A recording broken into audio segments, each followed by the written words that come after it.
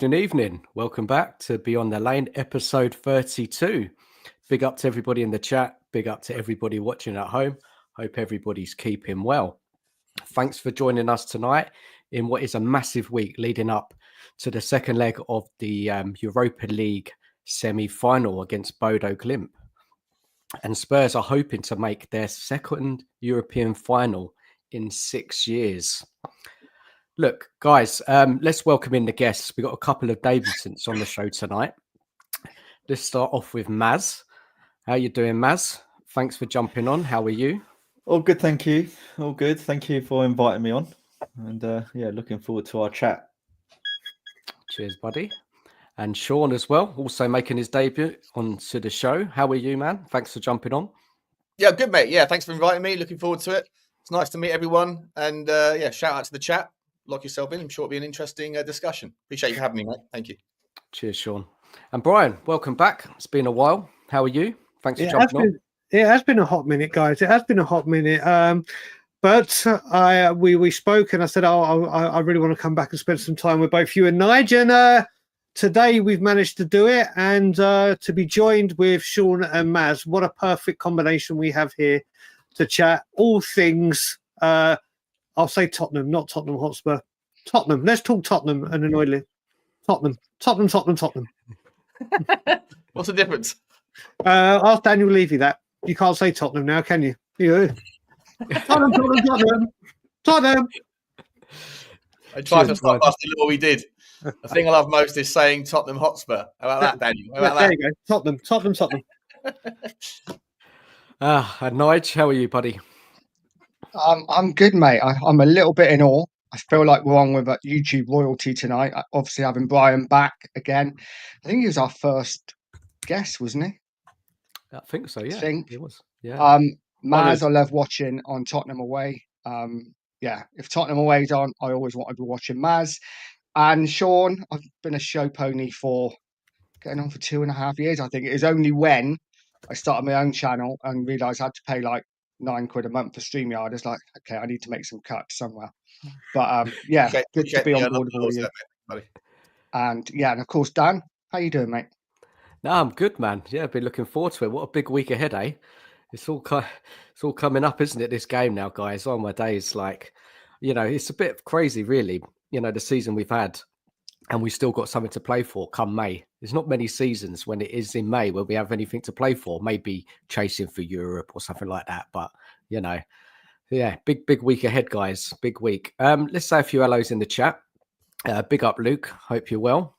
Big up, Dan and Nige pulled in a legendary panel. I see. Love to see it. Cheers, man. Hope you're good. Evening to you, Fran. Big up, Dan, panel and chat. Evening to Ronnie. Spurs are on their way to Bilbao. Tottenham's going to do it again. They can't stop them. The boys from Tottenham, the boys from White Hart Lane. That's the spirit. Hey. That's the spirit. Big up. Sung it, Dan. Yeah, I should have, man. I should have. Sung it. So, let's see what we're going to do tonight, eh? We've got quite a bit to talk about. So, Ange, he's been talking a lot about mentality, trying to change the perception of the club. And, but we haven't really seen it in the league, have we, to be honest? And I think even if we win that Europa League, is that a change towards the mentality shift? Maybe. We haven't won a trophy since 2008. At the end of the day, I don't think Ange is doing enough. And winning a cup competition does not mask over, which I think has been a bit of a failure of a season, guys. 16th in the league, 19th defeats, etc., etc. But the crazy thing about it all is if this team wins us a trophy, it's the biggest achievement since 2008. And obviously fans will celebrate, will savour the moment. Spurs, they must get to that final. They really do. And once we get there, why can't we win it? Why not? But there is an uncomfortable feeling hanging over the club. Ange's football obviously has not been good enough. I think the board continue to be a massive problem. We hear Spurs do not have any money for transfers in the summer. Again, we all thought this game-changing stadium would allow us to compete with the top sides in the Premier League in Europe. It ain't really worked out that way, has it? So tonight, obviously, we'll be discussing that massive game on Thursday. We'll be talking about the finances of the club. I'll be really interested to hear from all the panel, their thoughts on that. Obviously, a lot of reports coming out in the press that Spurs don't have the money and they need to sell before they buy. I don't know, man. I don't believe it. And also, there's an update on the protests as well. So, guys, let's have a cracking show tonight.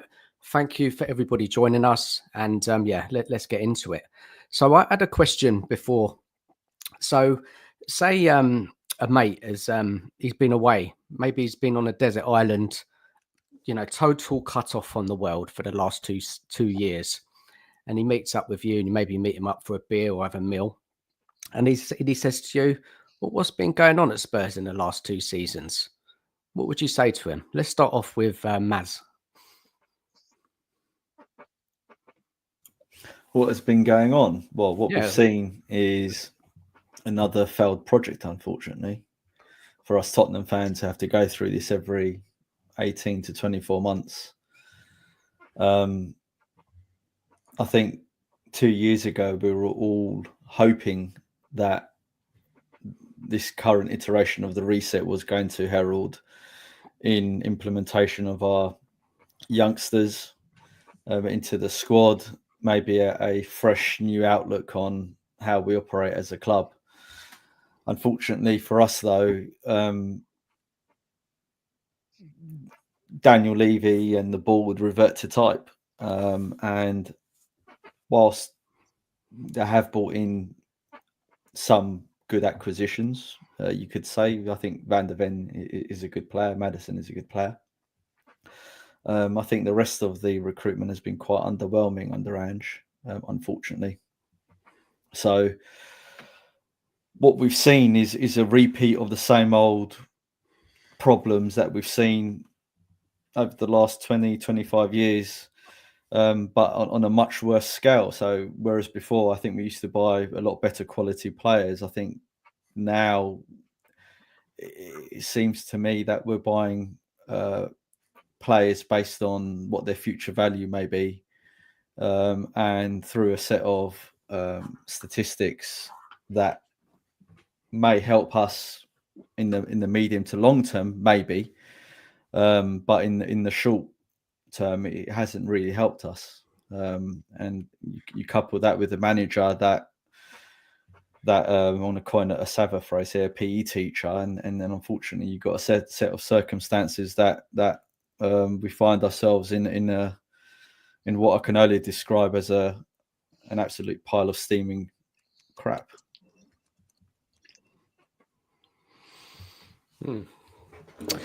Well, Shaun, do you want to follow that up? What's your view of the last 2 years, and what would you be saying your mate you haven't seen? I think it's a transformative period. I think that, Ange Postecoglou was tasked with overseeing a massive clear out of deadwood that had accumulated over the years and misspent money from previous directors of football. And I think that there was a general transition, a general shift in the sort of direction of travel because of inflation in the price of talent. That the club had to make a decision with regards the philosophy. There was a demand from the fans to pivot to a different direction. That wanted more pleasing football, back to the Tottenham method. That required a certain pendulum swing that was probably always going to require to go too far before it comes back and lands hopefully somewhere within the rounds of sanity in the future. But also getting rid of the deadwood and knowing that you essentially, with the need to replace so many people in the squad and the inflation in the price of talent, then we weren't in a position where you could go and spend £100 million on one player and still be left with dozens of people that aren't good enough. And so you had to make a decision around whether do you carry on with the philosophy of buying potential more deadwood 25, 26, 27 in 2 years, because you're only going to be you've got so many to buy that you're going to have to go and pay £30 million for 10 players. You're still not going to be able to compete at the very top. Or do you participate in a trend towards youth-centric, which, for what it's worth, Tottenham are not the first to do, but certainly aren't the last. There's a lot of teams now that are trying to catch up on that model. And moving toward this youth-centric model, which has certain consequences and connotations to it that are just reality, right? Which is that not everyone's going to be ready in the immediacy to hit the ground running. And so I was on board with all of that stuff. I was fine with all of those things. I was on board the movement towards the philosophical continuity. I was on shift towards positive football. I was on board with the notion of trying to gather up the best young talent. Also, I think the youth, the youth teams has had a remarkable transformation that we're just about seeing the green shoots of. We haven't really seen it manifest yet, but hopefully that will be to come. And obviously, to a lot of people, that's frustrating. We've been waiting a long time for success, but I think that the movement of the project I could get behind. I think it was just the selection of manager.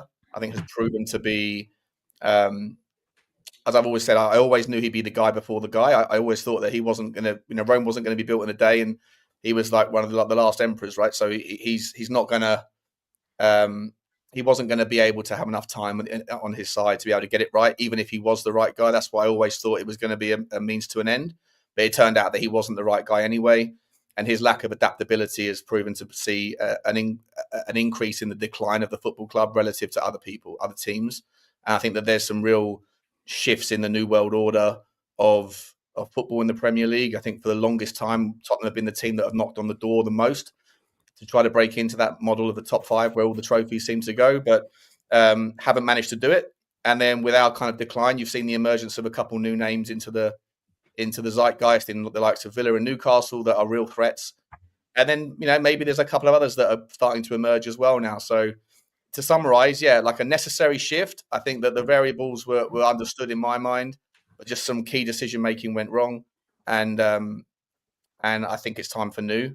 But yeah, he hasn't missed much. So if he wants to spend another year or two on the desert island, then he's more than welcome to just go fishing and do the castaway thing for a little bit longer, because the bread in the oven isn't quite ready yet. The dough hasn't risen to what we need. Well, not that sort of dough anyway. Someone else's dough has risen quite a lot in the last couple of years, but that's about it. Yeah. Okay, Brian.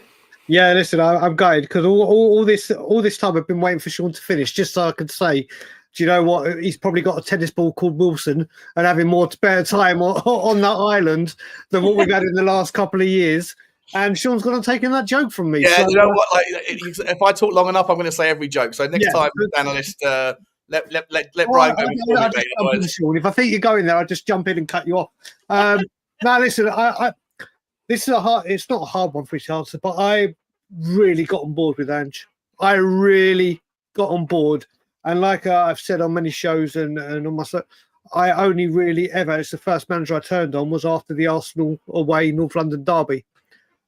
And if you look from the Arsenal North London derby onwards, there's so many reasons or so many times you could have said this is just not acceptable. Could be Tamworth, could be the Leicester and Everton back to back. It could be the performances. Yes, everyone using the injuries, but they're back. I really wanted to get behind this project. I was, please, let's let a manager see out his contract. Please, let us do it. And he hasn't helped himself.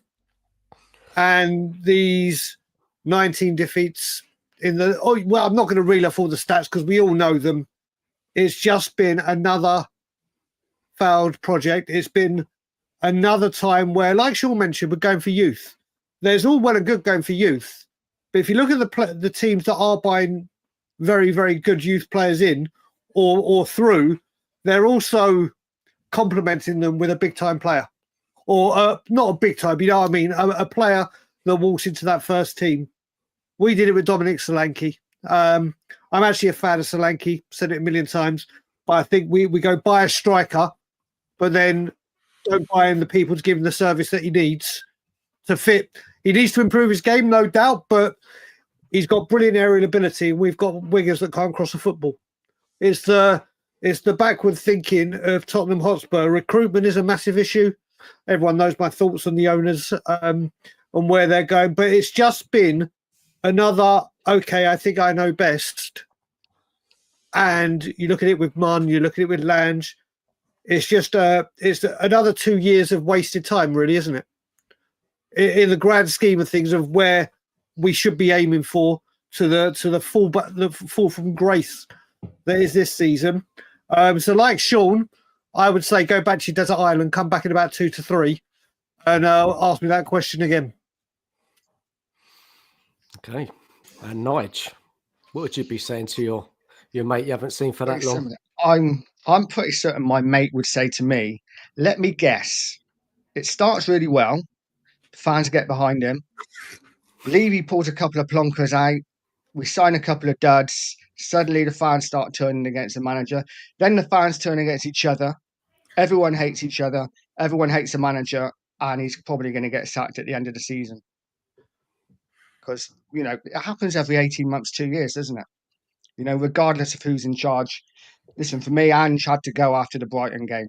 2-0 up at half-time, and he watched us capitulate in the second half without doing anything. That was it for me. But I was the same when Ange come in. I loved the guy. The first 10 games, I had the happy days thing going on all the time. Loved him. But he's just not up to it, and he's just not good enough. So, yeah. I'd be joining my mate on the desert island if that was me. I mean, look, my view on it, guys, is that nothing's changed, has it? Things have got worse. These 2 years have been dreadful. Look, I'm saying that we could go on and win this trophy, and then that will change my view on it. But we're not there yet. We've got to get through Thursday first. Look, with Ange, I was willing to give him another chance this season. We did fall off last year, losing game after game. So frustrating when we actually had a big chance to get into that Champions League. If Ange would have adjusted is a tactics, and we're all shouting at the screen, Ange, change it, do something different. Defeat after defeat, and we narrowly missed out on that Champions League. So I was like, okay, comes the summer, let's see what Ange has learned. The recruitment in the summer was no good, and I was speaking out then and saying that is no way going to do us any favours coming to start this season. It wasn't good enough. Bringing in Solanke, I thought it was okay, but the rest of them were just kids, and re-signing Werner. So the transfer window really worried me. The season starts and we get into that kind of win one, lose one, inconsistencies. And my frustrations were building and building and building. I saw Ange continue not to change the way he sets the team up. And I can't remember the exact time, but maybe before Christmas. Nige, you might remember, when I started to think, I've had enough of Ange now and I want him gone. So look, I'd be saying to my mate, look, it's just been dreadful, absolute dreadful. But you're back now and you're in time for a possible chance to get to a final. So we will see. So no, it's just interesting to get everybody's kind of point of view on where their head's at right now and what they've seen in the last 2 years. And everybody's, it's different. Maz, you were very, very down on it, I've got to say, mate. And I get that. It is. Well, what is there specifically to be ecstatic about that we haven't seen repeated in one form or another in the past? I mean, you have, we've been to various cup finals and semi-finals over the years that haven't really materialized into success. 2 cup semis in the same season. When was the last time that happened? Yeah, but if you don't win it, then you're a participant, aren't you? You need to win it. You can't hang your hat on whether we reach a semi-final. I mean, are we not the club that's reached the most semi-finals out of all the top clubs in the last decade or something along that nature? Possibly. I think we lost 8 semi-finals, and obviously including the more recent ones, I think we're probably up to 10 now, more so than another club. I mean, you could say, okay, it's great that we've got there, but I think one of the perpetual things that keeps letting us down is that we're failing to take that last step into winning, or at least reach the final and give yourself an opportunity to win. Gulf between the teams that are like, and it's not necessarily like even a point that's like because of that reality that it's okay, it's excusable. It isn't, but at the same time, I think that the gap between Liverpool and everybody else, or the gap between Manchester City traditionally and everybody else, and the resources that they've had and the draw that they've got, and even teams like Arsenal, like the big five, like that is the only one team can win, right? And so in order for Tottenham or anybody else to go and do that feat, which again no one's really done over the last 25 years. I think only 8 teams have won anything other than those big 5 teams, and 7 of those have won once, and 1 team has won twice in 25 years. So it's a rare occasion that one of those big 5 are not beaten. And if Tottenham or anyone else wants to win anything domestically, yeah, but that's not an excuse to not try your best to reach that goal, right? Just because a certain amount of teams in a competition where only one team can win, and the teams that are run the best and have the most resources win, doesn't mean that we shouldn't try and attain that, right? And then it comes down to the stewardship of the CEO and / owner to try and crack the nut and figure out why and how we can compete, right? And cross that line over and above the other team. I mean, the reality is that a lot of these clubs at the start of when the Premier League was incepted, right, and kicked off, were relatively on an even playing ground, aside from possibly Man United. And as time's gone on, we've fallen further and further back in that pecking order. And under Daniel Levy's stewardship, whilst I think in the first 10 years he done a good job to start getting us competing for those top 6 spaces, which I think is commendable, and that is a positive. the way that we've got there and the self-sabotage that he's inflicted along the way is unacceptable. And the only reason it's acceptable is because he's a part owner of the club. However, any other CEO with that type of track record would have been dealt with quite severely after a decade. But that hasn't happened at Spurs. Well, like every other team, like, I understand that a lot of people on the panel here probably hate Daniel Levy, and that's fine. By the way, I've got no issue with people as long as they make an argument that I can understand how you get from A to B. But to say, like, if Daniel Levy is responsible for all of Tottenham's failures, ultimately responsible he is, yeah. Then what explains Aston Villa's failures over the last 25 years? They used to be as successful as Tottenham's. What explains Wolves, West Ham's, Leeds, Ipswich, Newcastle's, Leicester's? The same for every other club. The person who steers the ship, the captain, is ultimately responsible whether the ship goes down. I mean, why is it any different? Why is it any different in this business model than other business models? But the ship hasn't gone down, though. Well, we're talking about success, right?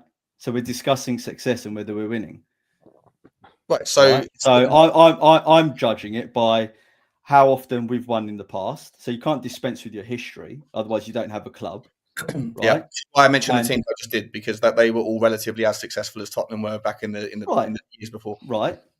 And judging by how frequently we won in the past versus how infrequently we win now, that we're not matching our forefathers, which is quite important.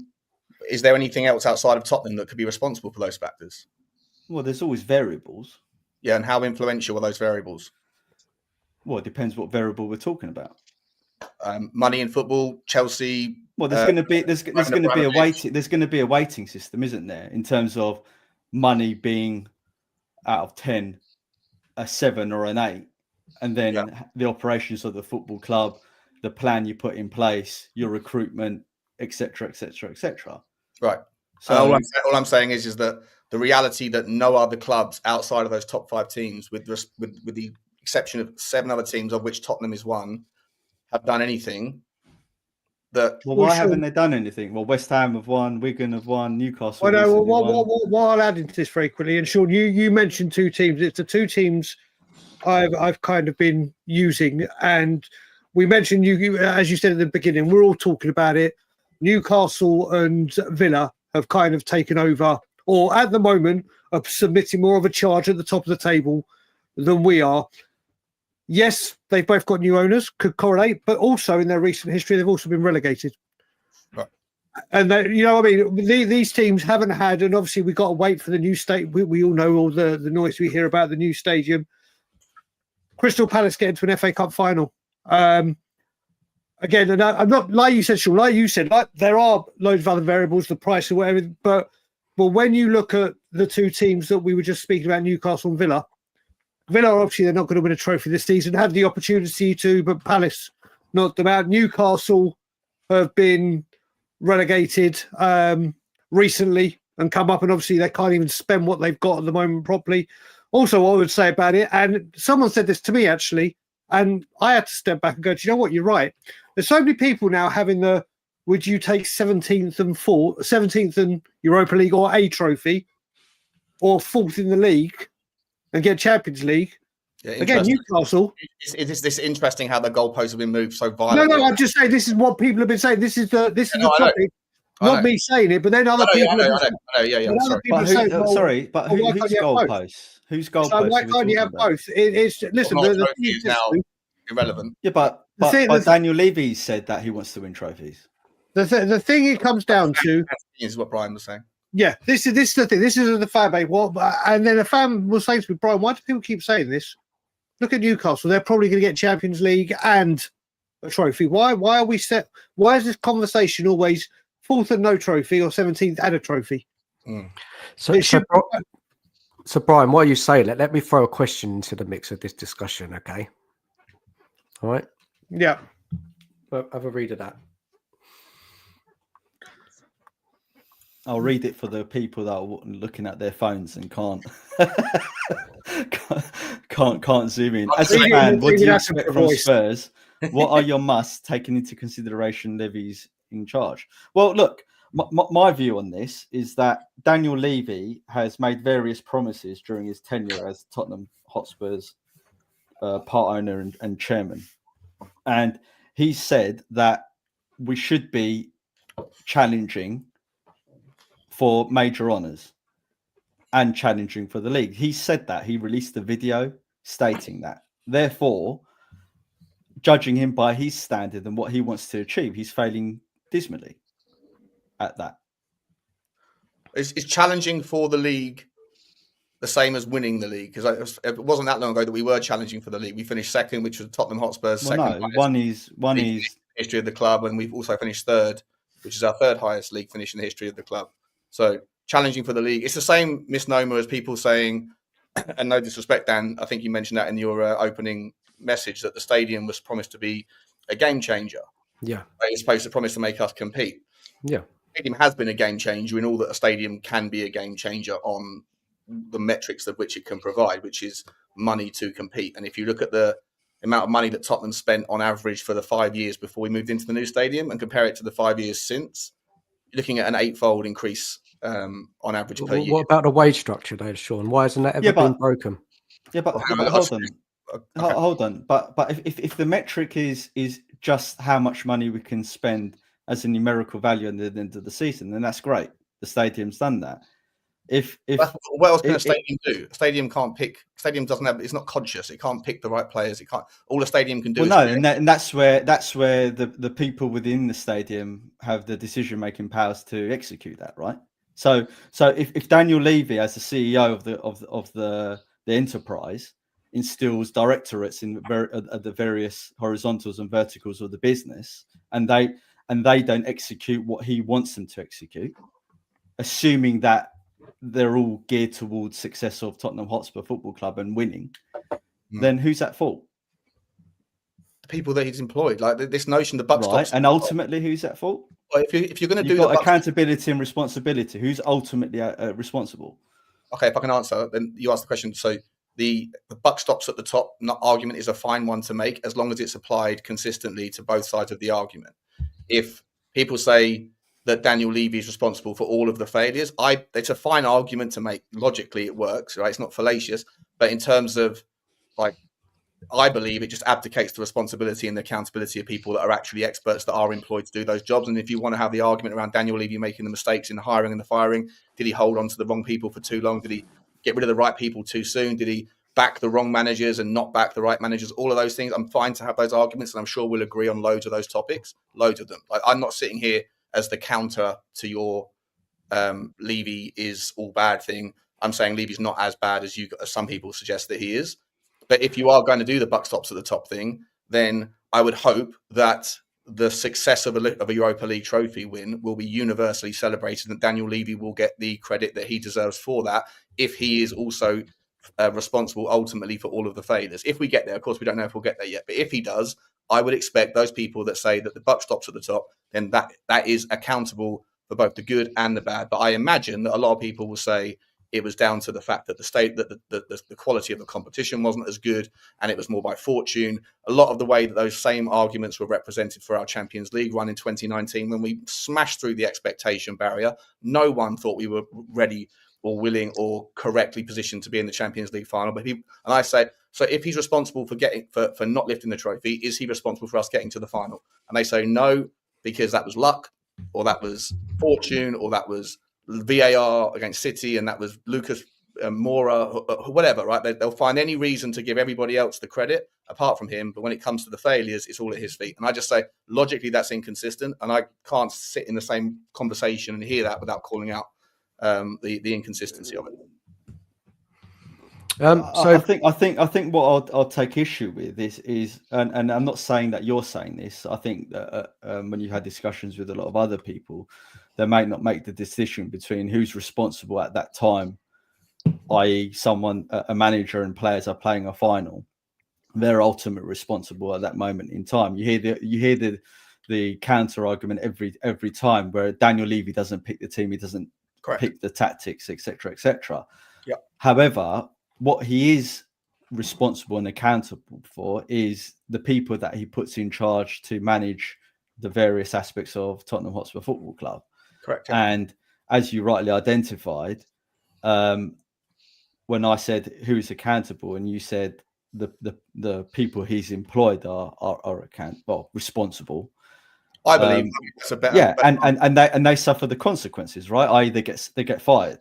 But the problem is that can only take you so far. If you're constantly hiring and firing, then at some point there's an expectation and a logical conclusion, or a logical flow, I should say, that you would expect an improvement, right? An upward trajectory over time.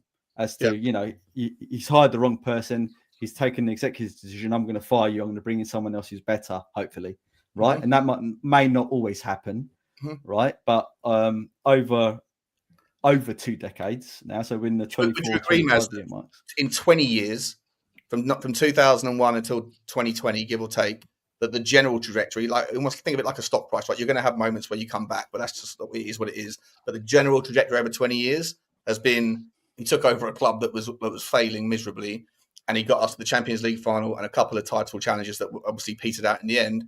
And if you agree with that, I'm more than happy to agree with you that since then, since 2020, it's been massively downwards. It's been horrendous the last 5 years. But I think the argument that the first 20 years wasn't a I would where I think we have a thread of agreement here is I agree that he's made good decisions in certain periods in his tenure. So enabling Martin Jol to become manager of Tottenham Hotspur, whether that was planned or not, I have my doubts as to whether that was planned. I don't. Right? I think that he stumbled into that one as well. Exactly right. That was a good period for Tottenham Hotspur, right? And he did stumble with Harry Redknapp because he brought in Harry Redknapp as the relegation saving specialist at the time, because that's what he was known for. And the fact that he done so well, I think, was a surprise to everyone, which is why, as a club and a fan base, we ended up loving him, right? But he then arguably probably didn't give AVB as much time as what he deserved. I'm not saying by me saying that, I'm not saying that I was his greatest fan or anything of that nature. But if you look at his statistics and what he'd done, and you compare them to what we have now, I'm sure that we'd all agree that we'd rather be in what AVB's position was than what we are now, right? And again, you had a stroke of luck with Pochettino, and some will say that was lucky or not lucky. I don't think we'll ever know. I'm sure he would say that he planned it all. I think that one you have to give him the credit for. Like that wasn't just yeah, of course. Yeah, look, like I said, I don't know the answer to that. I don't think anyone will ever know the answer to that. But what's the argument that it was a luck? It was luck there. I don't understand who would make that argument. Well, there was an element of risk, right? On the balance of risk that that specific manager has never achieved as to what he's achieved at Tottenham Hotspur during that 5 years. There's an element of luck there. He never bought him as a winning manager, and he comes in and he replicates that. Yeah, but that I think you'd have to be someone that is looking for a reason to discredit the owner if you're not going to give him the credit for that decision, because otherwise the argument is the only managers you can ever hire are people. No, I didn't say that, Shaun. Before. I said that we don't know whether that managerial appointment was luck or not. That's what I said. I know, but I'm trying to understand how you get there, because I'm saying that if you're saying that the reason why it's luck is because he hadn't because when you look at because he's over the last 24 years, he's shown a distinct lack of football planning, right? In recruitment policy, in how he hires the backroom staff, right? How he constantly hires and fires managers, and that will come under recruitment policy. How he stumbled upon two world-beating stars, or maybe you could argue three, with Modric being in there, right? Now you could say there's an element of fortune there, but there's also a massive element of luck. No one predicted that Gareth Bale would be one of the world's best players and sold for a record fee. What I'm making though, mate. This is one of those the buck stops to the top thing. When he makes mistakes, that's down to him not being good enough. When good things come, it's not by design, it's by fortune. You can't allocate fortune where you choose because it doesn't suit the narrative. If the buck stops at the top, then all that was good is also at his feet. Like that's the rule of that logic. Allocating fortune. You're saying we don't know. Like he stumbled into Modric, he stumbled into Gareth Bale, he stumbled into Pochettino. Like all of these things, you're saying. Well, the reason I'm saying it, we don't know because they weren't his first choices, were they? Well, Luka Modric was a purchase. What we got. Yes, him from, granted, like, I give you that. Luka Modric was a good acquisition. Same with Berbatov. We scouted them. So was like there's a dozen players that have been. Van der Vaart, another one. There's been loads of top quality players. Otherwise, you wouldn't have got to second in the league. Van der Vaart is a poor example, right? Because that was an opportunity that he pounced upon because it presented itself at the last minute, right? It wasn't something he scouted for. Still a good decision. Yes, I'm not arguing that there's no good decisions ever made at Tottenham Hotspur.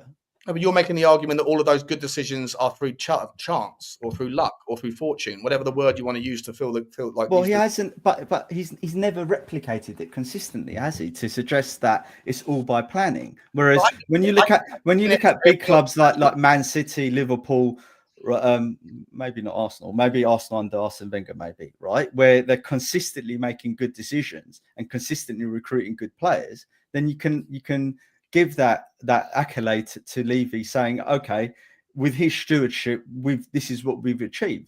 But it's in fits and starts throughout his whole 24 years. Right. I think what needs to be added to this, Maz, just to try and make it a little bit. I think where Shaun's coming from, I can see you. I 100% can see, but I think the main point we should be looking at here is, yes, these players came in. Yes, we have had some great players come to this football club through scouting, through Levy signing the check off, or whichever way you want to dress it up. But the big problem that I have is every time we've had these big players, like you mentioned, a Bale, a Van der Vaart, rather Berbatov, but what I'm trying to get is when they're at the peak of their power, when they've been at the peak of their powers, rather than going, right, we have got the nucleus here to really fucking kick on. We have got the squad here, or the players that we can literally build upon on many a time that we are stripped and sold for parts. I know the football money is different now, but you look at me. Every one of those players left because they wanted to go to a much bigger club. Berbatov forced the move to Manchester United. Before Bale joined Madrid, we had opportunities to strike. We had the nucleus of the team with King, Lennon, Van der Vaart. They were all getting blossomed. It was all coming forward. And if we had just pushed, I'll go back to the January transfer window where they're talking Louis Saha and Ryan Nelson, when it could have been this. There have been opportunities where Monday morning quarterbacking. I hear you on that. I hear you on that stuff. Again, we're going to bring out the Jack Grealish and that story. I'm not putting Jack Grealish up a bloody talk. I'm saying there have been times at Tottenham when we literally have been a couple of. This isn't a slam on saying what you're saying is wrong. I'm saying the annoying thing for me in this part of the conversation is there's been so many times where we've been on the edge of something, and where it's just been that final push.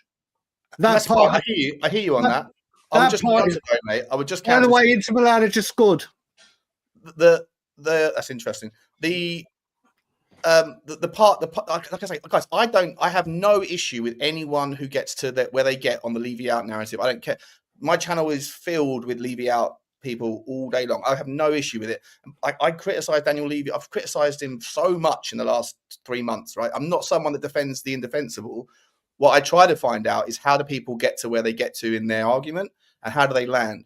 And the conversation right now is around, does the buck stop at the top or not? And if it does, then all I'm saying is that logically, I don't know, like Dan, Nige, like, do you guys hear where I'm coming from? Like, I don't know your stance on Daniel Levy personally. I'm Levy out. I just don't think it's been good enough. Look, I don't like to overcomplicate things. I'm not a finance expert, but I just don't understand. I thought the whole point of building the stadium was to be able to, spend the money on the top players, change the wage structure so we could not miss out on these players, which will improve our team season in, season out. That's how I see it. And it hasn't happened. That wage structure is still a problem. And we miss out on so many top players.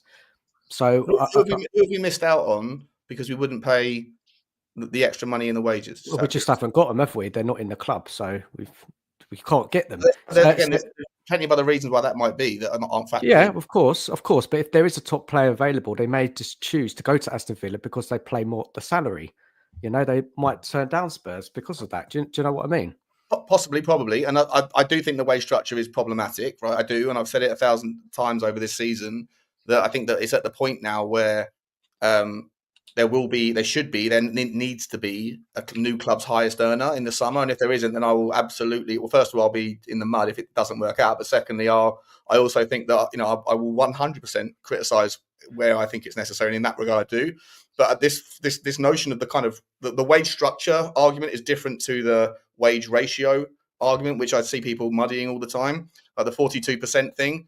Right, so that in order to get to a percentage, not to teach everyone how to suck eggs here, but you have a numerator and a denominator, right? Like you have like your cost on wages relative to your revenue. So if your wages stay the same but your revenue doubles, then your wage ratio halves. And so the fact that we have a 42% ratio, but Aston Villa have a 92% or whatever it is ratio, it sounds like Aston Villa have got all the motivation and the ambition in the world, and Daniel Levy doesn't. But actually, the difference in the wage number is not that big. In fact, I think if I'm honest, I think Tottenham actually might have a higher wage number. It's just the fact that our revenue is twice as much as theirs, that it looks like it's different on a percentage ratio. Right? Maybe Aston Villa have got a slightly higher wage bill, but the whole point of increasing your revenue is so that you can attract top talent, correct? Yeah. Right. So if he's trying to attract top talent, then why wouldn't you pay the additional wages that talent demands? Because I think at the moment, what I would say is just on that basis, like no one's going to argue with the Timo Werner disgrace, right? That's an absolute just like to get him once was bad, to get him twice was just silly. Fool me once, fool me twice. But you had Ivan Perisic, who left the club last summer, who was a massive wage earner. You had Harry Kane, who left the club last summer, who was a massive summer before, massive wage earner. Eric Dyer, Hugo Lloris, Tanguy Ndombele. People confuse the fact that people think they add the £10 million, the 200 grand. Quantify massive, because if you're under 200 grand and the other clubs above you are spending consistently 200 and above, or I think Chelsea have got 4 times more players on 100 grand and above than we do. I'm not sure on the exact statistics. My statistic knowledge is poor this season because I've been so disinterested in football because of obvious reasons, right? But I've all of the stats have gone out of my brain. But the amount I would say a week is not huge, right? Say that again. Sorry, the amount of players that are earning 250 a week or more in the Premier League, it's only like 25 players or something that are earning that much money across the Premier League, and the vast majority. Sure, but you would expect that the mix of the top 5, top 6 clubs will have a proportion of those, right? And the fact that we've got rid of most of ours and not replaced them with adequate replacements. I think that coincides with this pivot towards this youth-centric model. As I said in my first answer, and this is just hypothetical. Like it's supposition. I don't know. But why would a club that is trying to right the wrongs of Pochettino and beyond, right, trying to go to a youth-centric model that may take 3, 4, 5, 6 years for it to materialize? Because the alternative was to go and fill the club when you had to go through a 25, 30 man overhaul. The alternative, with how much you needed to clear out and how much money there was at the time to spend, would have filled the club with more deadwood, right? So no, because the deadwood that you're referring to managed to get us 4th, right, almost twice in a row, with the caveat that Conte left and then everything went to shit, right, after he departed, right? So those deadwood players that I agree with you. I'm not unhappy that those players have been cleared out of the club. So I think we're in agreement there. But if the club had a coherent transfer policy that was consistent more than 1 or 2 seasons in a row, then what they could have done is brought in 2 good players, a bit like what Conte said, right? If you're buying 1 or 2 60 to 70 million pound players consistently every window, right, then you would have seen that turnover of staff, let's call them, right, players, that would have materialized into a lot better outcome now than what we have seen by implementing all of those youngsters all in one go. Again, that's assumptions there. We don't know. Obviously, we never know because you can't have two different realities, right? So you're never going to know. But I would argue that if we just signed 2 players rather than the 10, then we would be still left with a lot. No, every window. So assuming how many windows has Ange had? Is it 4, 5 windows? 4 windows. 4 windows. So that's 8 players, right? Three so an windows, 8-player swing. 4. 4 windows. Summer, January. Yeah. Okay. Sorry. 4 windows. Yeah. Right. So that's an 8-player swing, and I would suggest that if your recruitment is good, then that's enough of a change over a 2-year span that could materially make the difference for Tottenham Hotspur. Now we never know because that reality hasn't happened, as you rightly said. Yeah. But I would say that it's highly likely, and if you balance the, if we're for betting men, right, that would be the case because this on a very basic level, higher quality players on higher wages would get better outcomes than lower quality players on lower wages. I would just counter and say we rested like 2 years ago, 3 years ago under Conte, the first 11 and the drop off to the, I know we don't want to call it 18B team, whatever, but just like the people, call it what it is, right? There's the first 11 and there's the people that are sitting on the bench or behind them. It was like this, right? You got Harry Kane, Sonny at his best, Perisic, whatever, all these guys. Now, I'd say it's like that. I think that our first 11 is probably slightly weaker than it was, having lost some of the talent we've lost. But our bench, our B team, I think the drop off from our A's to B's is super less significant, super less dramatic, and less terrifying than it was before.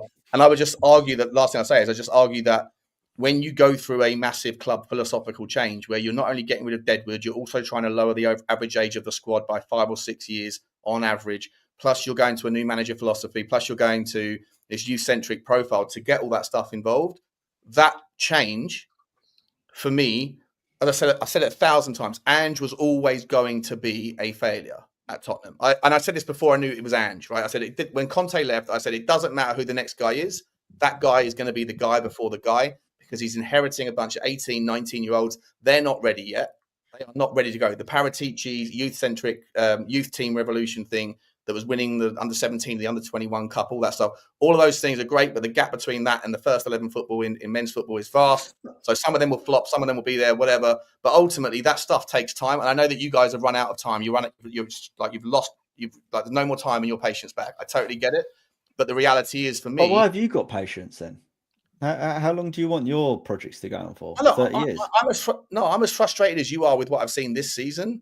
But I'm also cognizant of the fact that we are up against, nation states, and that, as I said in my first answer, right? Like So do you think, Shaun, right? When you get, you're a business guy, right?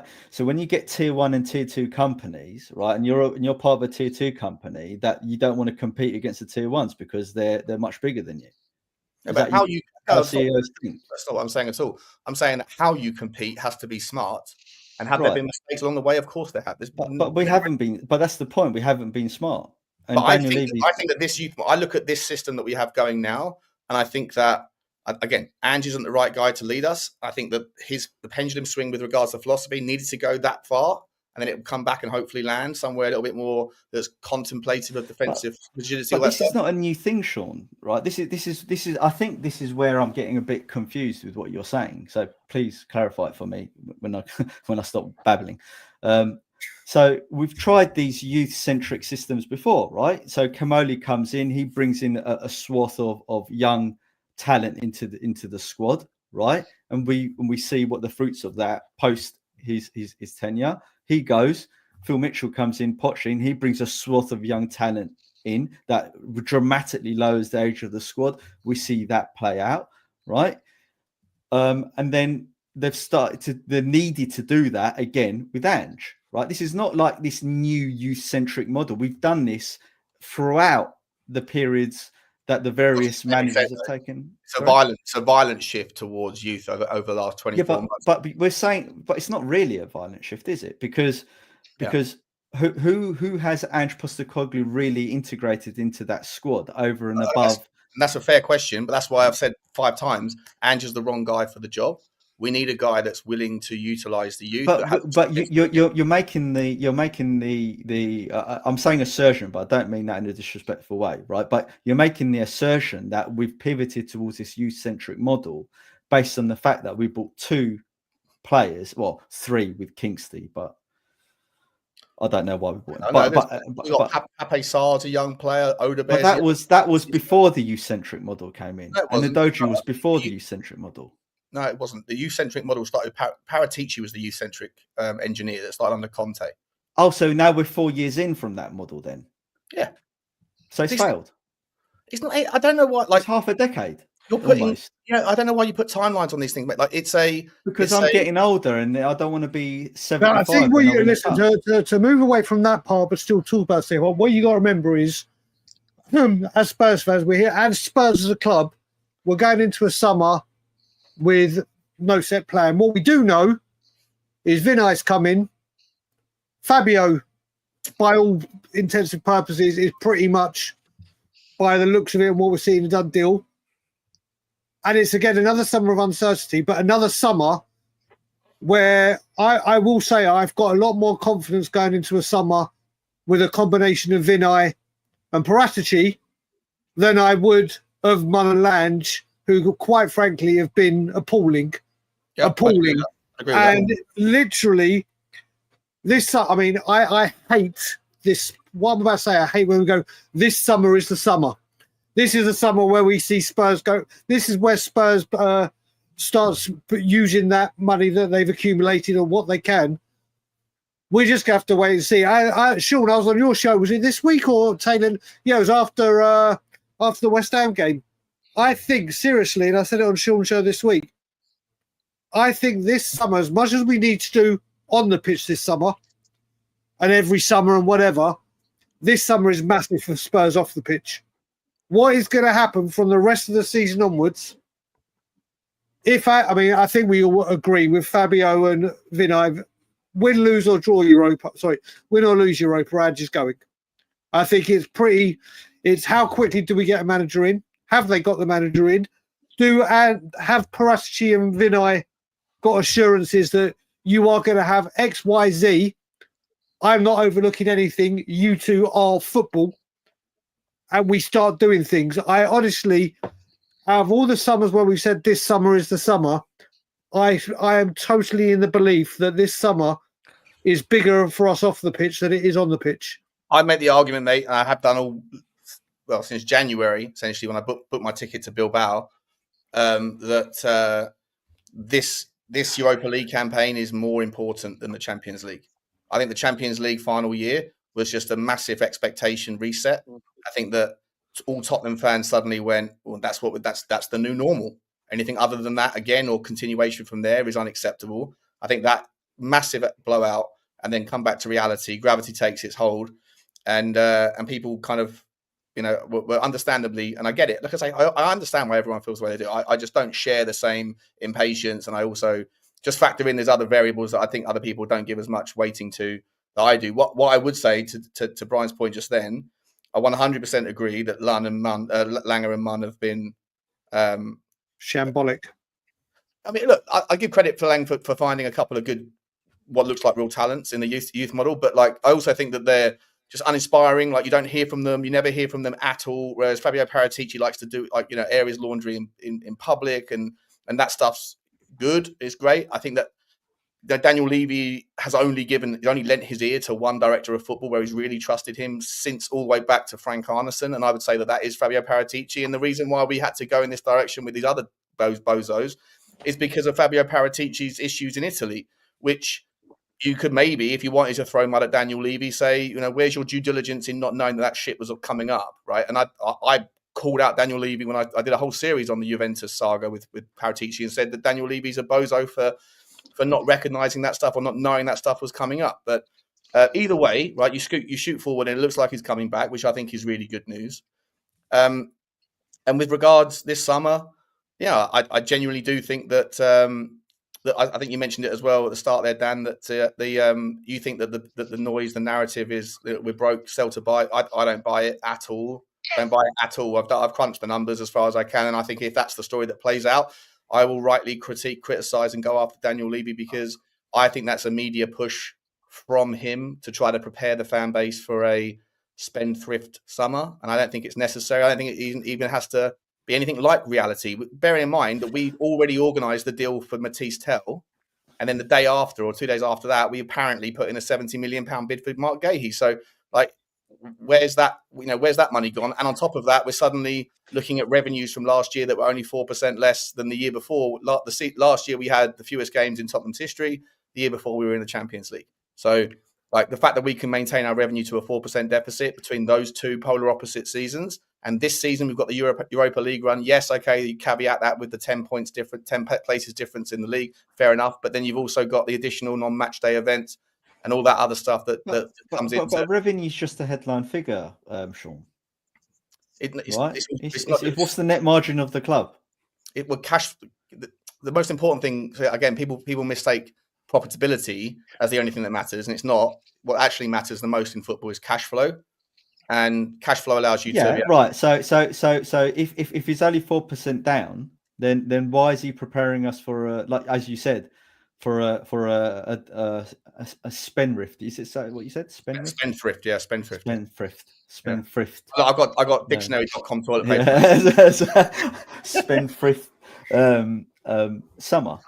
Because it's not profitability. I agree with you, right? He has an ability to leverage debt, right? So what this is why I don't understand where you defend him so much, Shaun, right? Because he's misspent arguably £700 million in the last 5-6 years, right? In what world is that acceptable to an owner and / CEO of a club to misspend and then have that not translate into a return of investment of winning something or challenging or being up there, whatever your success criteria is? Surely it's going to be in and around the top 5-6 places and a cup run or 2 or 3 or whatever, right? So why are you giving him grace on that respect? Right, where you're a lot more interested in the numbers. As me, I'm a business person as well. I'm a lot more interested in the numbers, but I demand success from my management layer that I'm putting faith into. Yeah. So just quickly, when you say why do I defend him so much, do you watch my content? Every now and again when I see you on Savage channel. Okay, so you don't watch my channel? No. Okay, so then I don't know why you all you're witnessing. I'm going off what you're saying now. What do you want me to judge you on? Well, I'd like you to be able to differentiate the difference between defending the owner and defending the argument, because all I do is hold people to account for logic. Well, you defended the owner and you defended the argument. I also criticize the owner. I literally just said in the last answer that you did. Right? Yeah. This is often a theme with people that don't watch my channel. They just see me when I get rolled out on, like, I don't know, We Are Tottenham TV to have a debate with Brian whenever Daniel Levy's in the mud or in the media for the wrong reasons. Whenever I go on football like FHTV and I have a Barney with Lubo or whatever, like they get those little glimpses of my takes on Daniel Levy and they think that I'm a defender of Daniel Levy. I'm not. I just hold people to account for the arguments that they present, and I'll challenge them, partly because it's good content, and second of all because I just don't think it's anywhere near as black and white as people make out that it is, and largely I don't think that the anger towards the ownership is worth the effort.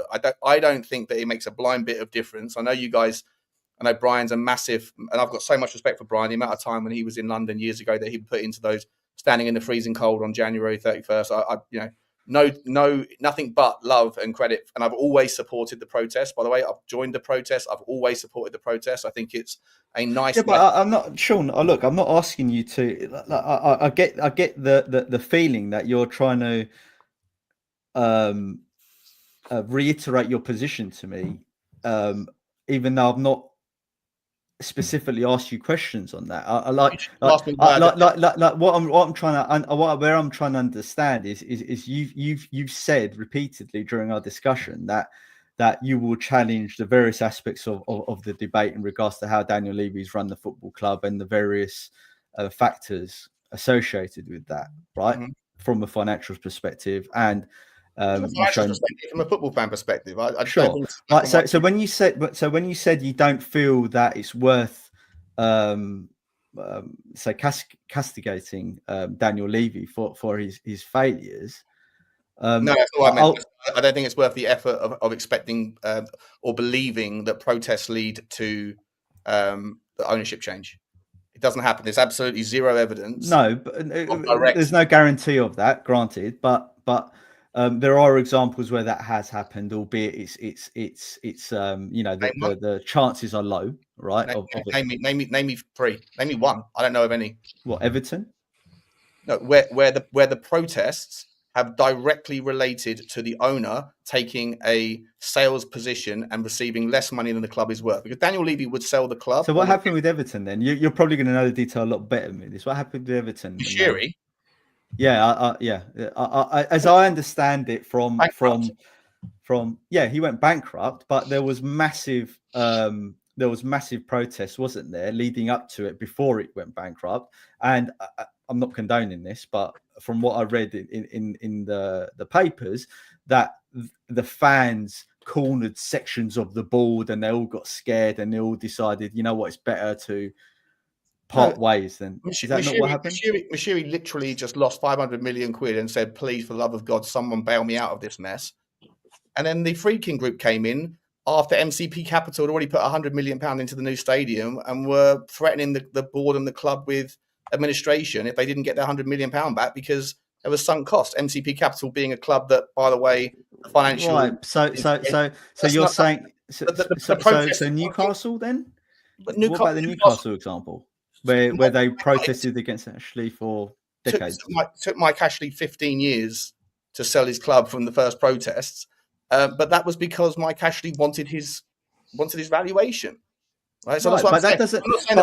But saying okay, but there's a philosophy difference, right? Because I would rather fight for something better, regardless of how remote the probability is that something positive may come for it, rather than just keel over and just accept it. And that's absolutely fine. That's why I absolutely support the right to voice your dissatisfaction. And I think that there are byproduct benefits to doing that. I absolutely think that the Matisse Tell deal probably wouldn't have happened had it not been for the protests that happened in that week before, right? I 100% think there are byproduct benefits to protesting, but in terms of your outcome being Daniel Levy says, fuck this, I can't, excuse my French, I can't stand any more people standing outside my stadium on a match day. I'll take 50 pence in the pound to let me out of this nightmare. No, won't happen. Never has happened in the history of football, as far as I'm aware. But in the same way that I can't prove to you that it will work, you can't prove to me that it won't also bear fruit in the end. Oh, I'm saying you would like because Man United, when they were protesting, they forced the Glazers. Well, I say forced. We're never going to know the ins and outs of what happens in the backroom because we're not there. But I think it's safe to assume that through Man United protesting and putting pressure on the ownership, that they relinquish some of the club to Radcliffe, right? It might not be an outright sell.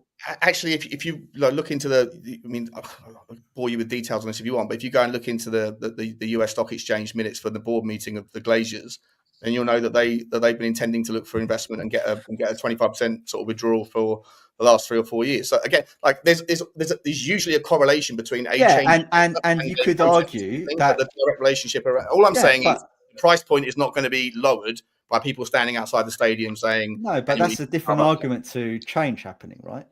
Or change of behaviour. The argument that I was making. Can I ask one question quickly?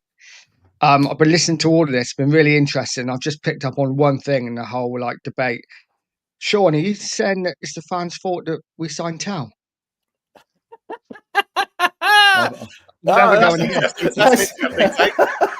Bloody fans, bloody scarves. That is where we're 100% going to agree, Shaun. It is the fans' fault that we signed Tal. I know most people. I'm very used to being in a very shallow pool of support for a lot of my takes in the YouTube space. I don't care. I'm happy to. That's fine with me. But I actually know that as much as I'm kind of pretty unique in the Levy place, I think I'm also fairly unique in the Matisse Tell story because I see something in Matisse Tell that I think no one else apparently sees. I like him, not at 60 million, but at 25 million with a sell-on fee in the future or whatever. Yeah, sure, that's your opinion, man. There's nothing wrong with that. Nothing wrong with Yeah, that at something all. really interesting. You said something really interesting the other day, actually. You said that Johnson has very little input but lots of output, whereas Tao has lots of input. Is it Yeah, if you can merge the two, lots of input but lots of, yeah. If you could get a Matisse, whatever, Yeah. you'd have a good player there. Guys, I want to move away from this because we got to talk about the game on Thursday. But like, I can see where Maz is coming from, and Shaun, and I just struggle to understand your patience still with one trophy in 24 years with the board. That's my point. I'm just a bit confused. Why are you more patient than many other fans?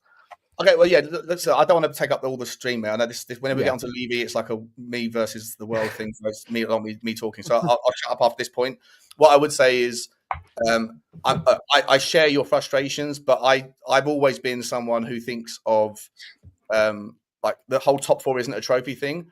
I always said at the time. I always said from the moment I got here that I believe that you will enjoy your season's football as a fan of the football club far more with a top four run that doesn't win you a cup trophy than one where you don't finish top four and you're down the table and you're struggling, but you get a cup run that may or may not lift the trophy, because ultimately it's not your trophy. You are a participant, as not an irrelevant participant, but you are somewhat irrelevant observer of someone else's success. When people say like, oh, people that tolerate this stuff, it's a loser mentality, that I infer that means that they believe that they are a winner because they demand excellence from things that they have no control over.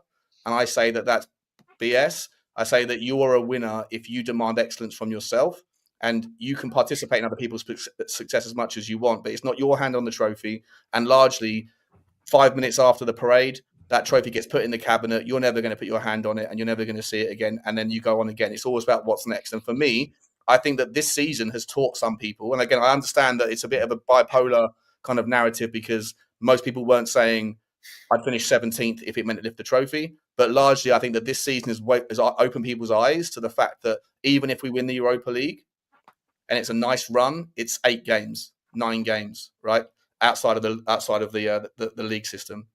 Whereas you end up walking away 70% of the season, 70% of your league games, you're pissed off. You're like, what's going on? We've just been beaten to this team, that team. Whereas if you finish top 4, 75% of the games that you watch in the league, you're walking away happy. And so for me, I think that as I experience Tottenham, it's massive in my life, but I'm not the winner of that trophy. I'm supporting other people's success. So I can differentiate the two. And I'd rather enjoy watching Tottenham play twice a week, every Saturday and Thursday or whatever, and know that we're winning 75% of the time in the league, because that's the best barometer of where you are, than having a season like this and then lifting a trophy. And so that's why I'm less focused on trophies as the binary outcome of what isn't success as a Tottenham fan. Because for me, it's about enjoying the distraction from my life. And then when the game's finished, I go back to whatever the fuck, excuse my French again, whatever's going on in my life that's stressful. So that's why you've got more patience, yeah? What you just said there. Yeah, okay, fair enough. It's not life and death to me. Fair enough, Shaun. Thank you. Nige, we haven't heard from you for a while, and we didn't really kind of all of us answer this question before we move on. So, Nige, you go first with this one. What do you expect from Spurs season in, season out? I just expect us to be up and around, challenging. Listen, I'm 50. I've never seen us win a league. I'm probably never going to see us win a league, but I do expect us to be up and around that top 6, challenging for European places and winning cups. And that's what I expect. And listen, I'm very much a Levy out, but I have to say, in the time that he's been in charge, we have reached up team cup finals and more semi-finals than I can remember. And I don't think we can put all of that on Levy. You know, the players and the managers at the time have to take some sort of responsibility. For me, the biggest disappointment is since we moved into that new stadium, we have regressed badly and we don't seem to be getting any better anytime soon. So for me, that's the biggest concern. But I expect us to be up and around that top 6 every season. Okay. Yeah, no, I get that. And I was going to say that, Nige, about, we have reached a lot of finals, semi-finals since Levy's been in. And there's always going to be that argument, isn't it? He doesn't, Levy doesn't get us over the line. It's down to the team and the manager at the time. Now, you can counter argument it so much, but Look, Maz, let's just go to you. What's your expectations as a Spurs fan? What do you expect season in, season out? My family's been going to Spurs since the 50s and 60s, and I've been, I guess, raised as a Tottenham Hotspur fan. There's no such thing as family members supporting other clubs, and if that does happen, that will be a distant cousin where we don't have an effect. But I want what effectively my father and my brothers told me when I was a kid in the 80s about our glory days. I want to have a taste of what they had a taste of under Birkinshaw, and obviously my father under Bill Nick and stuff like that. And look, I hear the arguments that it's difficult to win. I'm not. I don't necessarily disagree with the argument that it's difficult to win, and certainly as football's changed over the years, it's become a lot more challenging. That's without a doubt. But I would love for Spurs to win an odd cup or two every decade, and be competitive around the fifth, fourth, third space. And if we have a brilliant manager like Pochettino at some point, and he can make us challenge for the title, even if we don't win it, I'd rather be in that position. I'm not sure what the exact saying is, but even in our failure, there's a small echo of glory. And that's what I want for Spurs. And at the moment, on every metric that I'm looking at, we're failing on that, and I demand for that to come back, because that look, I think it saddens me what Shaun said, not because what he said is incorrect for him. Who am I to say how he should feel about his own club? I wouldn't do that. But I place a big emphasis on honouring your history and respecting your forefathers, because that's how you know who you should be and what you should do going forward. And to just dispense with the club's history and I'm not saying you're doing that, Shaun, by the way. So I'm not, just to be clear.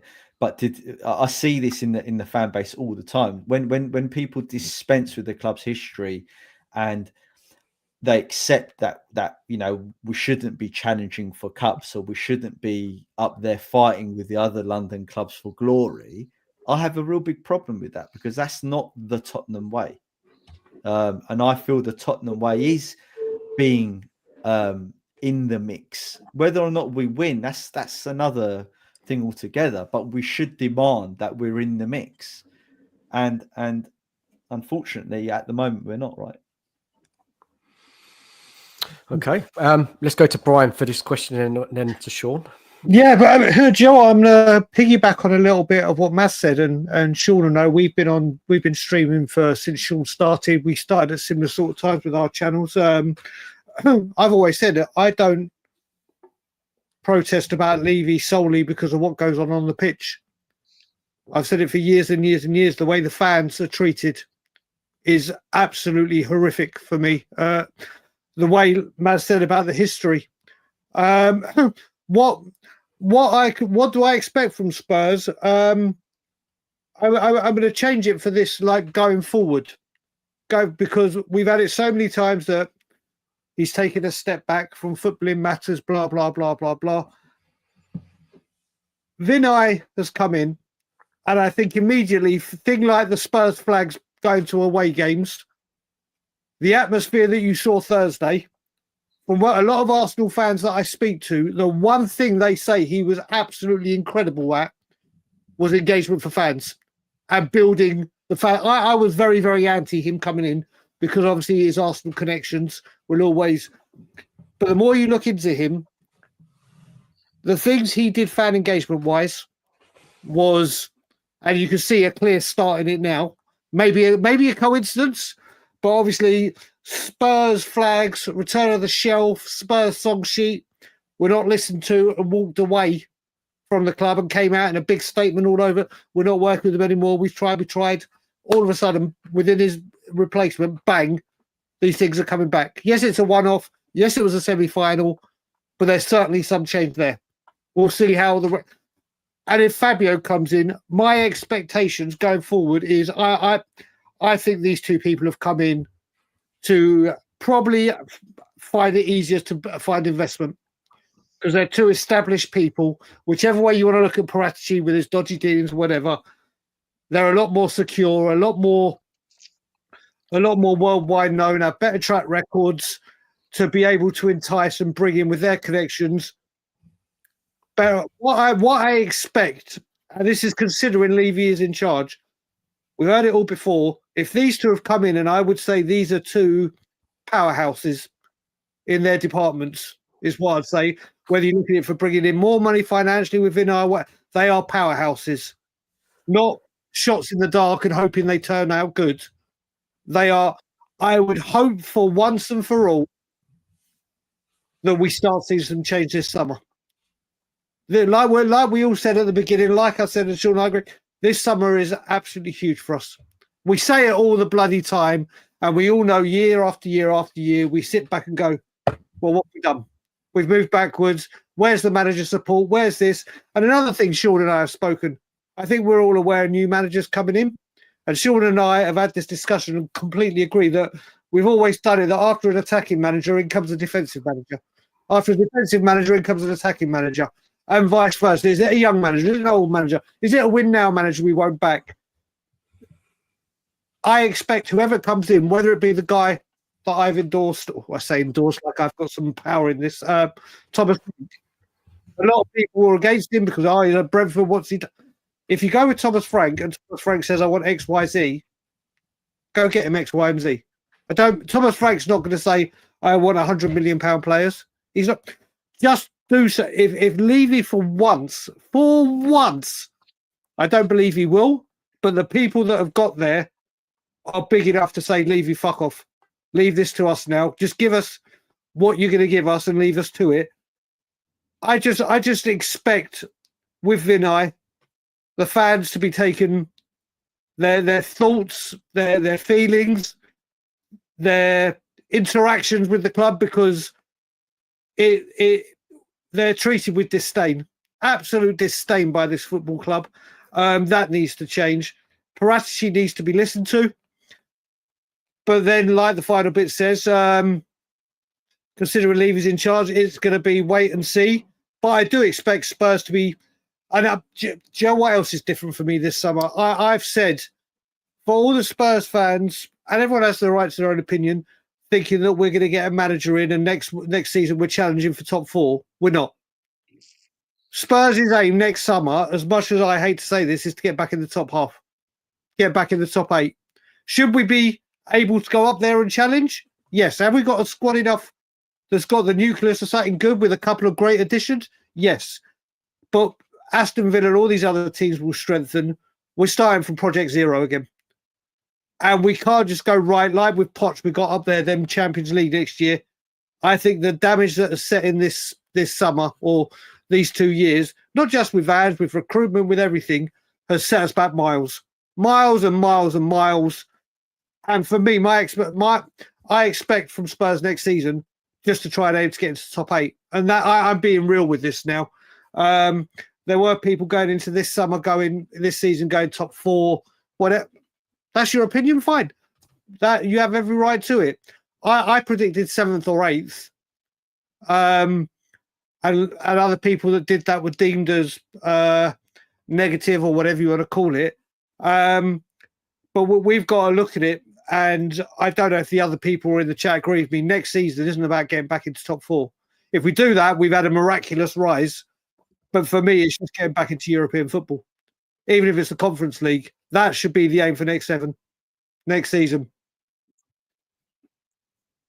Do you not think, though, Brian, that our squad is good enough for top 8 with a different manager, maybe? Because it's pretty much the same squad as we got. We got 5th last season. I think 8th. Aston Villa will probably strengthen should they get Champions League. Newcastle, if they get they will strengthen. They will strengthen. Obviously, Liverpool's if Arsenal go and get a striker, if they go and get a Gyökeres, I'll go nuts because I love that man and wanted him all last summer. They will all strengthen, and we can't just say because we're Tottenham and we've got these players here that couldn't. You never know. I'm just not setting my expectations high next season. I would easily accept 8th or higher next season. Yeah, what I would say is that just because some of those teams have had good seasons this season and they strengthen doesn't necessarily mean that will translate into next season. I mean, we're a prime example of that, right? Yeah. 5th one season, 17th the next, and that could easily happen to any of those clubs. But I agree with you, Brian. I mean, whilst I despair at the constant changing of the guard in the back room and on the pitch, I guess, I think Paratici coming in is a positive because he's a football man, and dear God, do we need proper football people in charge of some of the aspects of Tottenham. What I would say is I sincerely hope that when Paratici comes in, he's had a really good chat with Daniel Levy and says to him, why did you rip up everything that I put in place when I left the first time? Why didn't you keep, if you had a plan and you implemented that structure, why didn't you keep that regardless of whether I'm there or not? That's the whole point of implementing that structure to begin with. But as soon as Paratici left, they literally cleaned house, right? And then instilled Munn, Flange and Ange in there. And I just don't, if I was Paratici, I would say to him, oi, don't do that. I think that's probably like par for the course, though. Again, just my supposition, but I would imagine that Paratici. You can't blame. I mean, I think that you can blame Daniel Levy for employing Paratici and not doing your due diligence on his background and what was in front of him. And for what it's worth, I've never heard any of the Levy outers go after Daniel Levy for that one, which, if I was part of your group, I'd be calling that one out when it was happening. I was calling it out. We definitely did. Okay. Yeah. But yeah, so I mean, I certainly was on my channel as well. I thought it was embarrassingly poor disclosure, right? But I do think that there's just a common theme, a common norm in business generally, whereby when you bring in someone who's a director of a certain division, if it's a big division, then they're going to want to come in and have their stamp, right? They're going to want to make their mark. Right? They're not going to want to come in and inherit somebody else's departing theories, philosophies, because there's a reason why that person's leaving. Now, generally speaking, when a new CEO comes in, it's because the previous guy failed. And I don't think Paratici failed. I just think he obviously had his distractions, whatever, his legal issues. But Scott Munn's not going to come in and want to and just like inherit and run with the next guy. And obviously he got rid of Gabbanini and he brought in Johan Lang. And listen, I 100% agree with everyone who's of the philosophy that Daniel Levy really screwed up with that particular trio. And that's like one of the on the con list of Daniel Levy's track record, right? But now we're hopefully going back in the right direction. What I would say, just to echo what Brian's saying there, I do think there's massive changes coming in the summer to the backroom staff. But I would imagine that Paratici's not going to be a donut. If he had the opportunity to go to Milan and then he turned it down, or Milan went in a different direction, or whatever. If Paratici does his plate spinning thing with players and he's done the same thing with his own job, I would imagine that he's come back in and said, it's not going to be like last time. If you want me back, then for me to come back, I need full control. I need final say. Shaun. And that and the other. And if that's the case, I'm on board it. If Daniel Levy still has the overarching ability to just step in and say, I'm handling it from here, lads, then that's a problem for me. And I'll have a big... Shaun, do you think though it's fair to say that if because Paratici came in and he overhauled the whole way we scout and how the footballing philosophy and all of that stuff with the youth. Mm-hmm. But don't you think a plan like that is more of a medium to long-term plan rather than a plan that should be ripped up after 2 seasons, regardless of the changing of the guard? I mean, I understand your point when you get new directors in that they will come in and make changes for sure. But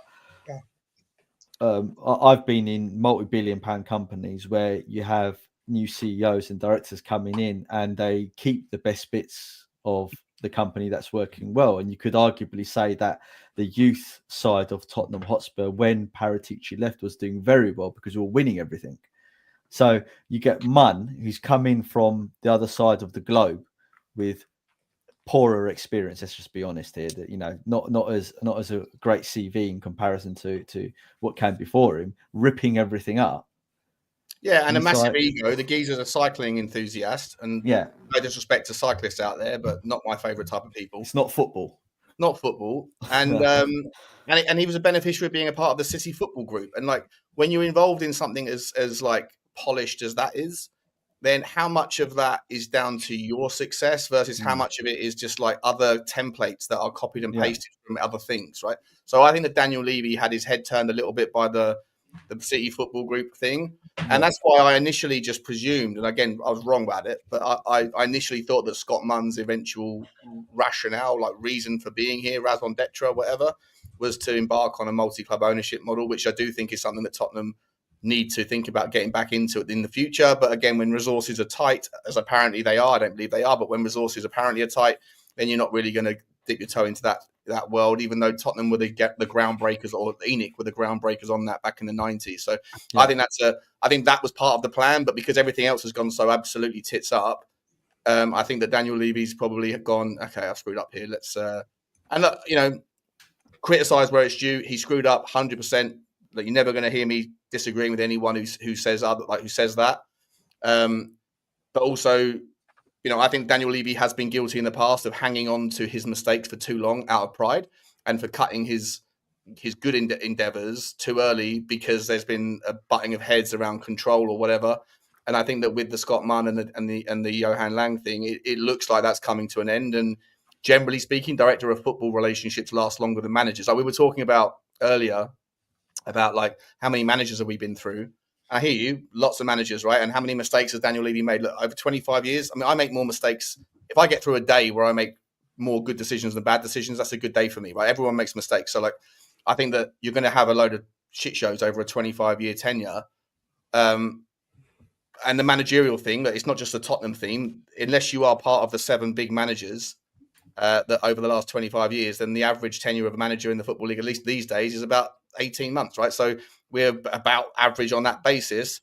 And it's problematic because you want to start participating in those conversations at the top. For what it's worth, I did a video maybe a few months ago on my channel where I looked at the history of trophy success and the sort of the themes over the last 75 years, and where trophies go in fewer and fewer hands, and what are the common themes around the periodic victories of certain clubs, like the Nottingham Forest in the 70s and 80s, like the Liverpools in the 80s, the Uniteds in the 50s, Tottenham in the 60s, yada, yada, yada. And there's more than just money that influences football success. Having stewardship over a stranglehold over a club, like a kind of a big name that is overseeing things. And it doesn't always be in a managerial role. Sometimes it can be in director of football roles, like a Ralph Rangnick in Europe. Sometimes it can be in the likes of Alex Ferguson or Arsene Wenger. Sometimes it can be in the owner, in like an Abramovich. But either way, there's always, if you look in the annals of history over teams that have had sustainable success over the last 75 years, there's 3 common forms, right? 1 is money always talks. 2 is a steward of the football club that knows what they're doing and has overall control. And 3 is a conveyor belt of talent through the youth team. And we are hopefully getting 2 of those things right.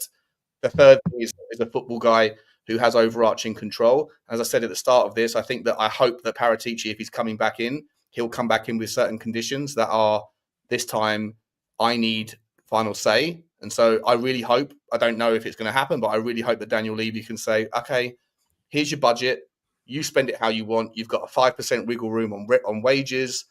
And if you want to sell players, you can sell players. And then you can get 80% of that back. Don't whatever. you think? I need that. I need to see that happen for me to kind of. Yeah, no, that's a good points well made. Don't you think that your last point that you made on when you allocate budgets out and allowing the management that's in control of that P&L to manipulate that P&L how they wish, because when I manage my P&Ls, if my directors come to me, or if the not directors, if the vice presidents and executives come to me and start telling me how to run my book of business, I'll go and tell them to F off. Right? If they start telling me, Maz, you can't hire this guy on 150 grand, right? Because, we don't pay more than 125 grand, but I'm within my budget. Then who are they to tell me what talent I can bring in and what not? I'm trying. So, in your example, are you the Levy and the other guys the Paratici, or are you the Paratici and the other guys the Levy? What's the? I'm trying to understand the roles in that scenario you're saying there. So I would be a Paratici as an example. Okay, and you're worried that Daniel Levy's saying you can't break. He's allocating a budget. Yeah. Okay, yeah. Right, yeah. and just give some really basic mythical figures like that aren't in reality of what football. Let's say he gives me £50 million wage budget, right? I should be, as the director of football, able to bring in talent regardless of what their weekly salary is, as long as it fits into that yearly budget, bring in whoever I want, right? Yeah. Now, if I bring in someone, as long as the conditions around the frameworks are okay, right? So that would have to be agreeable. Yeah, so, as long as I don't bring in a 38-year-old on £500,000 a week, that just makes absolutely no sense to the football club on a short to or even a medium term basis. Then as long as you don't do daft things like that, granted that you're always going to get interference in that respect. But assuming that the people I bring in are within a realms of competence and logic, competence, right. Yeah. But the problem I was going to make is that I think that's the point. I think you hit the nail on the head with that last point. Daniel Levy allocates budgets, yet he doesn't relinquish control. Yeah, and that's in my experience, right? And I'm not going to bore people with my experience, but in my experience, the worst CEOs, right, are those types of people. 100%. And they're the CEOs because they're not owning. I know Tottenham's a unique case, but because they're not necessarily owners of the company, they quickly get replaced after a year or two. Right. And that's my problem with Daniel Levy, is that he's in a very unique position where he owns a proportion of the club and he's got a lifelong friend in Joe Lewis. He's made consistently bad decisions, I would argue, right? In my book, I know you see things slightly differently, right? No, over a long period of time, and he can't really get held to account. Well, therefore, it's more like a dictatorship.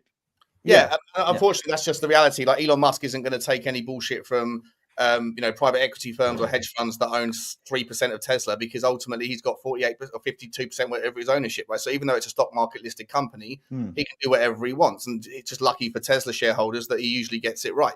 What I would say is two things can be true at the same time. First of all, I completely agree with you, and I don't disagree that he's made a ton of mistakes. He has. I just don't think it's always black and white like some people suggest it is.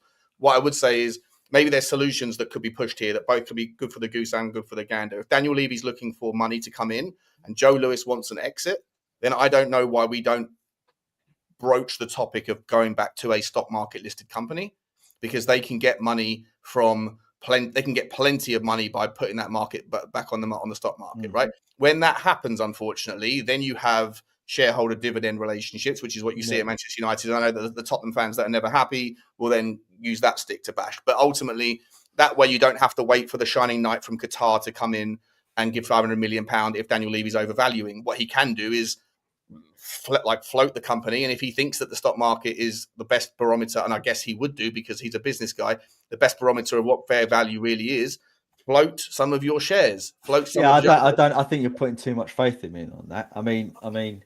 Well, but that's a solution that could. All I'm saying is that's a solution that could. Yeah, it's a way of doing it. Or another way is that you get an investment fund or hedge fund coming in and saying, right, Daniel, we'll buy you out for good money. Yeah, but he's looking for that. He's looking for that 500 million. He's not looking for a full sale. He's looking for 500 million to get him out. Well, that's not even to get him out, right? Like he wants to stay on us because he's enjoying that nice salary that he gets, and he wants overall control. And I hear you about the whole thing about overall control being problematic. I completely subscribe to that. Him not taking his hands. It's almost like a learner driver who's saying, "All right, okay, Paratici, you take control now, but he's still got the fucking pedals on his. Yeah, but what? Okay, and I hear you, right? But I guess another Maz, we've got to wrap this conversation Sorry, up mate. shortly, mate, and Shaun. Another time. Sorry, It's guys. very interesting, but we've got to talk about the Thursday game. Sorry. It's all right. Dan, you invited me on, all right? No, it's no problem. We've got to wrap this up. Yeah. Well, okay. So yeah, in a nutshell, Paratici for me. The question was, I guess, in your thing there, what's the conditions or what's the musts for me going forward? I would have a real problem if Paratici comes back in and that it's still the same old rinse and repeat of Daniel Levy having overarching control. I would really love to see what Tottenham could do if Daniel Levy went, I'll look after the commercial stuff, of which he is phenomenal at, and that someone like Paratici came in and said, I'll come back and I'll steer the ship as long as you give me overarching decisions on that regard. That's all I want.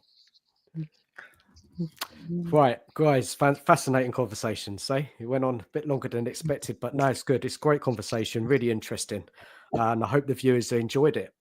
Now let's do some football talk. Now, what goes on the pitch? Let's move on to that.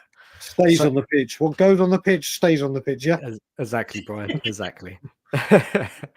Now, okay. So, quick thoughts on the game last week, guys. Nige, just quickly before we kind of look ahead to Thursday. I thought we played pretty well. To be fair, I thought we played pretty well. Disappointed to concede late on. But yeah, on the whole, I said before the game I'd take a 2-goal lead. So, you got to be happy. I think we have more than enough to get through. Okay. Maz, thoughts on last week? Which part? West Ham? Well, I guess West Ham is this week. Yeah, we're not going to talk about West Ham. Let's talk about. I was going to say I'd rather forget that game. What was my thoughts on it? I think we did well. I think the tactics were executed quite well against Bodo. I was surprised by how big Bodo were as a team, but then I shouldn't be surprised because they're Nordic people and they're just all giants. I was expecting Bodo to be a lot better than what they were. However, everyone's telling me that this is what they do. They're really bad away from home and they generally lose. I'm really concerned that now Maddison is injured, that what happened at home versus them is not what's going to happen against them at their ground, plastic pitch. And we know what happens. We know what we're like with plastic pitches. We don't have Pavlyuchenko now to save us on a plastic pitch. Super Pav. Super Pav. I hope for Shaun's sake that it's a worthwhile trip and that we go through. I can't call it because I think Maddison is so integral to the way we attack. That and the fact that not Archie Gray, Graham Bergvall is out. I just don't see where our creativity is going to come from because Kulu's come back and he looks really fatigued still. He doesn't look match fit. He doesn't look sharp. And Kulu's one of those players that it takes him ages to get going and find form. So good last week, pleased. I was disappointed we let a goal in. And for this game coming up, well, we just got to hold on and hope that we don't concede 2 goals, basically. And this question here, Maz, were Spurs giving up possession and Ange tactic last week? Because Bodo did have a lot of the ball. No, I think they're just a good football team. This has happened about 4 or 5 times now with Ange. Man City was an example of us not having much possession and playing quite well and beating them. Frankfurt was a similar type of performance. I think we were a lot more tenacious. We looked like we cared, and we didn't have as much possession as we normally do. But I'm probably going to say something controversial. When was the last time we actually had loads of possession in the game? I'd have to have a look. Yeah, Forest, good one. Yeah, it's true. Forest, we did. But that was one game in a very long time, right? I mean, Ange, from the start of the season, we went from being a possession dominant team to doing completely the opposite. Now, I know people can say, "Oh, injuries," and I don't buy that.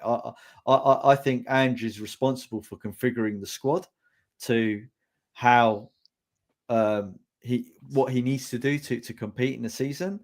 And yes, we did have a lot of injuries, and yes, that is a factor. But I think it was too big of a factor to, to allow that to be the sole excuse for why things went bad. So Maz, are you saying that Bodo Glimt's players are better on the ball than our players? In current form, yeah. Okay. If you compared us to last season, although last season's form wasn't great because after the 10 games we were on a downhill trajectory, but I would argue if they played us last season at some point, we would have done a lot better than what we're doing now.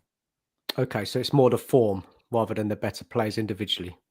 Well, Dan, my thoughts on the players and Ange's coaching and the regression or stagnation of the players. I think Ange is a very poor manager, and he shouldn't be managing Tottenham Hotspur. Okay, Shaun, what's your view last week? I was a little bit careful what I say here, mate. Like, because people come at me for being like positive about certain things where I should be negative, and negative about things where I should be positive. But I was really underimpressed. I was really deflated coming out of the game. I thought, yeah, we got a decent scoreline, 3-0. Should have been 5-0. You lose that goal, it's game on. But I was wildly under enthusiastic about the performances of most of the players. I thought that we scored that first goal in the first minute, great start, and that should be the catalyst to then go, let's go again immediately. But to me, we just became statuesque. It was like the terracotta army out there. It was really poor for the next 25 minutes, and it was only through an absolute masterpiece from the Cruyff turn of Van der Ven, who found Pedro Porro, who then put that juicy little delicious, long punch into a brilliant Maddison that got us 2-0. And after that, Bodo have to come out a little bit more, and then you get the penalty, which I don't even know if it was a penalty. We didn't even see the replay in the stadium, but from what I've seen afterwards, I thought it was soft, but I guess you have to give it. But yeah. I just thought that they were there for the taking, mate. I don't think that we were brilliant. I thought that we were okay, and they were just really disappointing. But they were missing four of their starters, right? So going into next week, going into Thursday. I'm on the one hand, I'm kind of happy that there's a lot of jeopardy. So like, I'm not going there thinking, well, I would just spent all that money and it's a dead rubber. If I don't meet Helga, then I'm gonna, it's gonna be a real wasted travel journey. But on the other hand, I just think that we put ourselves in a really stupid position because that first leg was there to like just kill the tie. And now you're without Maddison and you're without Lucas Bergvall. You'll be without him anyway in the first leg. But I look at that midfield of ours and I think that Lucas Bergvall, believe it or not, he's only 19, but he's the engine room almost of our team at the moment. And his absence is problematic. I have no faith in what version of Bissouma you're going to see. I don't like seeing Bentancur in the 6. I prefer him in the 8. But without him, with his partner in Bergvall, you don't know what version you're going to get. And as I say, Bissouma's got that bozo gene in him. I hate this version of football, but I genuinely think that the best way to handle Thursday is to keep the ball off the floor, get Pedro Porro on the ball, 100 plus touches. And if he can cross the ball in 40 times, then the law of averages says that 1 or 2 of those can be popped into either via deep crosses or from corner kicks. You've got a few players in there that are handy in the air. Decky, Romero, Bentancur, Solanke and Richarlison. And I think that if we're going to get a goal, it's going to come from an aerial threat. I look around the team and go, I don't know where the creativity comes from without Maddison. So I'm really worried, mate. I think this game is wide open. And I think that Thursday was ultimately very disappointing in my mind.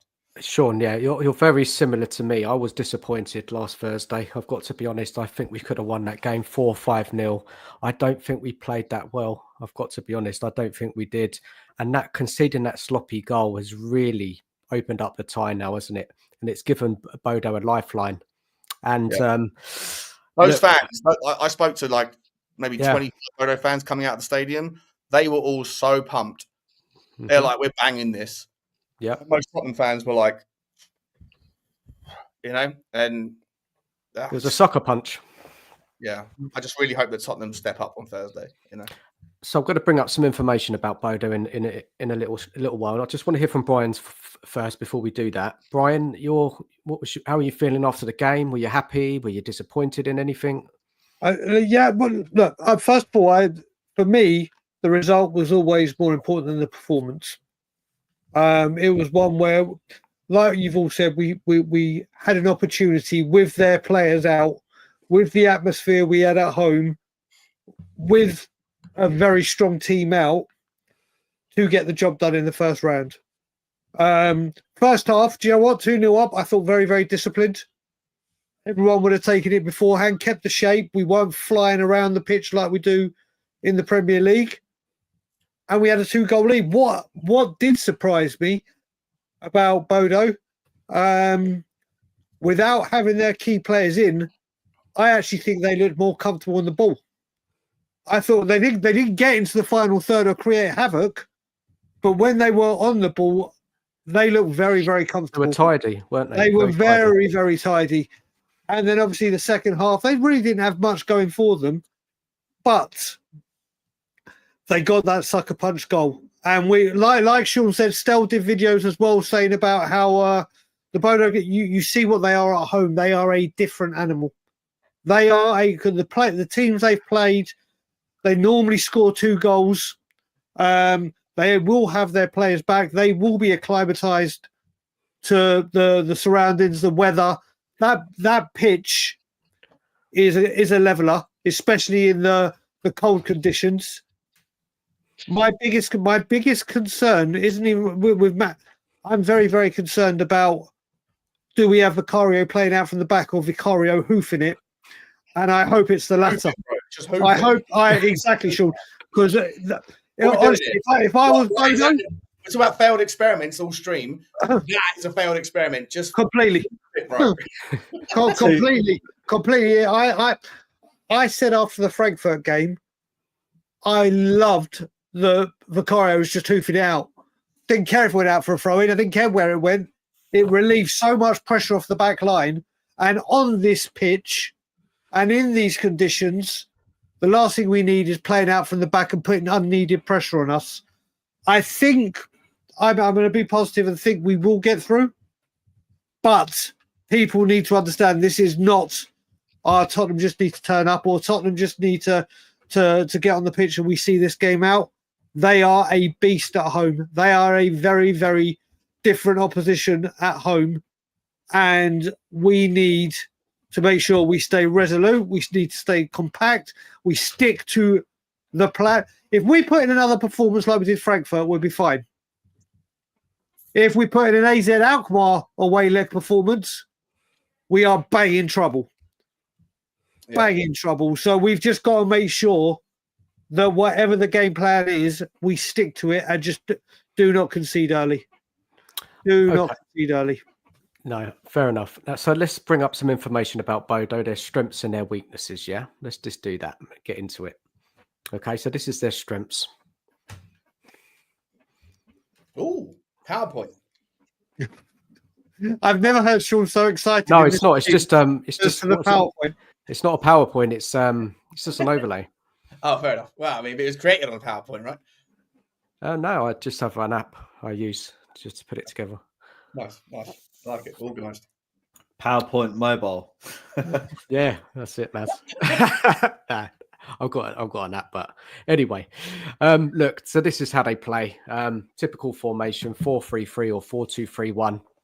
They've got some fluidity there in their play style, high intensity, possession-based attacking football. Their manager is known for well-drilled, fast, aggressive system and shape. Typical formation, I said already. Well, that's repeated myself there. So going on to structured pressing system, well-coordinated high press. They hunt in packs and trigger presses off wide passes.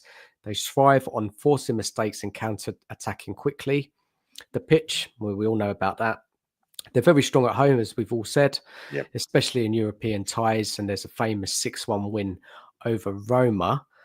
So just stick with their strengths for a bit. Now, we've all seen their results in Europe this season.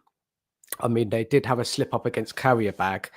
Now, when I've had a look at their kind of average positions, they do like to play the high line. Now, there was a team that went there and dominated them and still lost. And I'm trying to remember what that team was now. Help me out, guys, if you can remember. Galatasaray? No, I'll tell you because I was looking this up earlier. Vitesse Arnhem, they beat 5-2 or 5-3, and they scored 2 in the 90th minute. No, it's Porto. Porto went there. Porto went out there, outpossessed them, probably outplayed them, but they were clinical when they got the win. So it's not impossible to go there and not keep possession and dominate the game. I just don't think we're that side under Ange right now. We saw that at home. We couldn't dominate them in possession wise. We're better when we have, like, I think Matt was saying it earlier. Yeah. Sorry, just that the like this, like 70% possession, 3 shots on target. Who cares, right? We've been better when we've had more 50-50 or even lower end possession if we're more clinical. So like, I don't give a shit if we go there and on the receiving end of 60% against us. That's fine with me as long as we put the ball in the box enough times and we can cause some mayhem with the big boys. But yeah, the possession thing's irrelevant in my opinion. No, I agree. So we're up against a team that are confident at home. They like to play it fast, quick. A lot of attacks come down their left, and that Patrick Berg is back. He's the kind of what do you want to call it? The playmaker of the team. He's everywhere. If you look at his heat maps in all the games he plays, he's absolutely all over the pitch. They have their forward back who scored a lot of goals in this competition, and they're really going to just go for us. They really are. Porro's going to need protection. We're going to have to play a game like we did at Frankfurt, and we're going to need a bit of luck. We're going to need a little bit of luck. Now, I don't think that 2-goal advantage is secure enough. I think they could easily score 2 goals against us. So for us, and then let's have a look at their weaknesses I'm going to bring up in a minute. Ange has to come up with some kind of plan. We can't just sit back the whole game and just wait, Dan, hold it out. We've got to attack. You know what frightens the life out of me? Yeah, go for it. If they get an early goal, I can't see how we will not concede another, if you get what I mean. Yeah. That for me frightens me. Like if they get an early goal and they're onto us, because as Shaun rightly said, where's our creative outlet? We literally have. It only takes one shot. Right? There's a song by Eminem. It only takes one shot. Do not miss your chance to go. Like we concede with one shot against us. We conceded one shot with Shaun busted out Marshall Mathers. I need this in my life. I actually, you know, on my videos recently, I've been dropping in like Donald Trump and little clips and that to try and make the videos a bit more funny. I actually went and made a 4-second clip of "You only need one shot. Do not miss your chance to go," because that's all it takes. That's all it takes at Tottenham is them to get one shot and we concede. It's scary. Yeah. And how we're going to counter that. So you're right, Dan. He needs to come up with this brilliant plan because will he think, oh, we will concede the goal? Then what do we do? Will Ange actually think that? Do you know, Joe, it is as well, Matt? It's not even so much about scoring an early goal. It's about them scoring the first goal. Yeah. Because I think we could all say that if we get the first goal, we can pretty much say, okay, they're going to need 4 goals to beat us or 3 to get to penalties, and you feel safer. If they score a goal at any time, and like I said, FC20, they were losing but scored or tying, I think, the game or whatever, but they scored 2 goals right at the death. Do Spurs tire and then they go, right, let's go for it, or do they try and knock us off at the start and unsettle us? To me, obviously, we have conceded a lot of early goals recently. Yeah. I mean, I was saying in the FC20 game, we were at the Scotland Yard. I forgot what it was like to actually score an early goal. Yeah, it's been. I couldn't remember the last time we actually scored early. That it is a concern if they get that first goal at any point. Spurs, like I said, if you look at that performance against Eintracht at Frankfurt, I thought it was an incredible performance. May not have been the greatest spectacle. It may not have been, but it was a game where Spurs defenders needed to stay in defence. Yeah. Midfielder Midfielders had their bits to do, whether it be Bentancur, who was superb over both ties, Yes. doing what he does, and up front, taking the opportunity when it came. If Spurs can do that, I think we're in the driving seat. Don't you think that specific performance was because they all looked like they really wanted it for like the first time? 100%. Excluding the Man City game, because but that for me, that performance was like the first time I saw the team like fighting for every first and second ball. You know, it wasn't like you said, Brian, it wasn't an amazing spectacle in terms of fluid football and you know, total football, that type of thing. But it was a performance that you could be proud of because of the 100%. Yeah, the effort, right? No, 100%. I'm quite a positive fan, but I actually thought that Frankfurt shit the bed a little bit. I thought they I don't know whether it's because they were at home in front of their own fans, but they didn't look the side that I thought they were going to be. We didn't give them the space. That's what it is. We didn't give them the space, and they couldn't break us down. Let's not forget. I mean, let's also with Frankfurt, their right back, Christensen or whatever it was, had some beautiful opportunities right in the end. They just didn't take them, and they lost. You're on mute, Shawnee. You're on mute. So whatever you're saying. Sorry, just saying. I'm so happy that of all the people to miss their gilt-edged chances, is that Leeds bozo Christensen. Yeah, and they lost Gilt. What? Oh, I can't say. They had their opportunity. Mario Götze, he lost. And by the way, he'll be a good replacement for Maddison if you go. Yeah, but it just went to show. This is the thing. It just goes to show Spurs can put these performances in. Yeah, definitely, Brian. Like I said, Vicario kicking the ball out in Europe.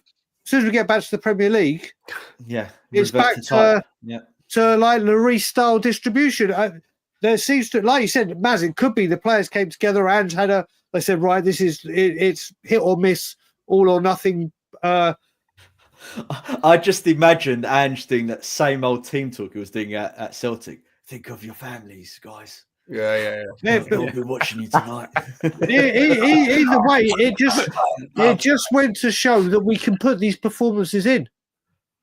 And I'd be perfectly happy seeing those kind of performances in the Premier League, because I think whether people were expecting Ange ball or whatever, every Spurs fan came up. Whether you thought, we rode our luck at the end, like you said, Maz, every Spurs fan was like, that was a proper performance. That was a team performance.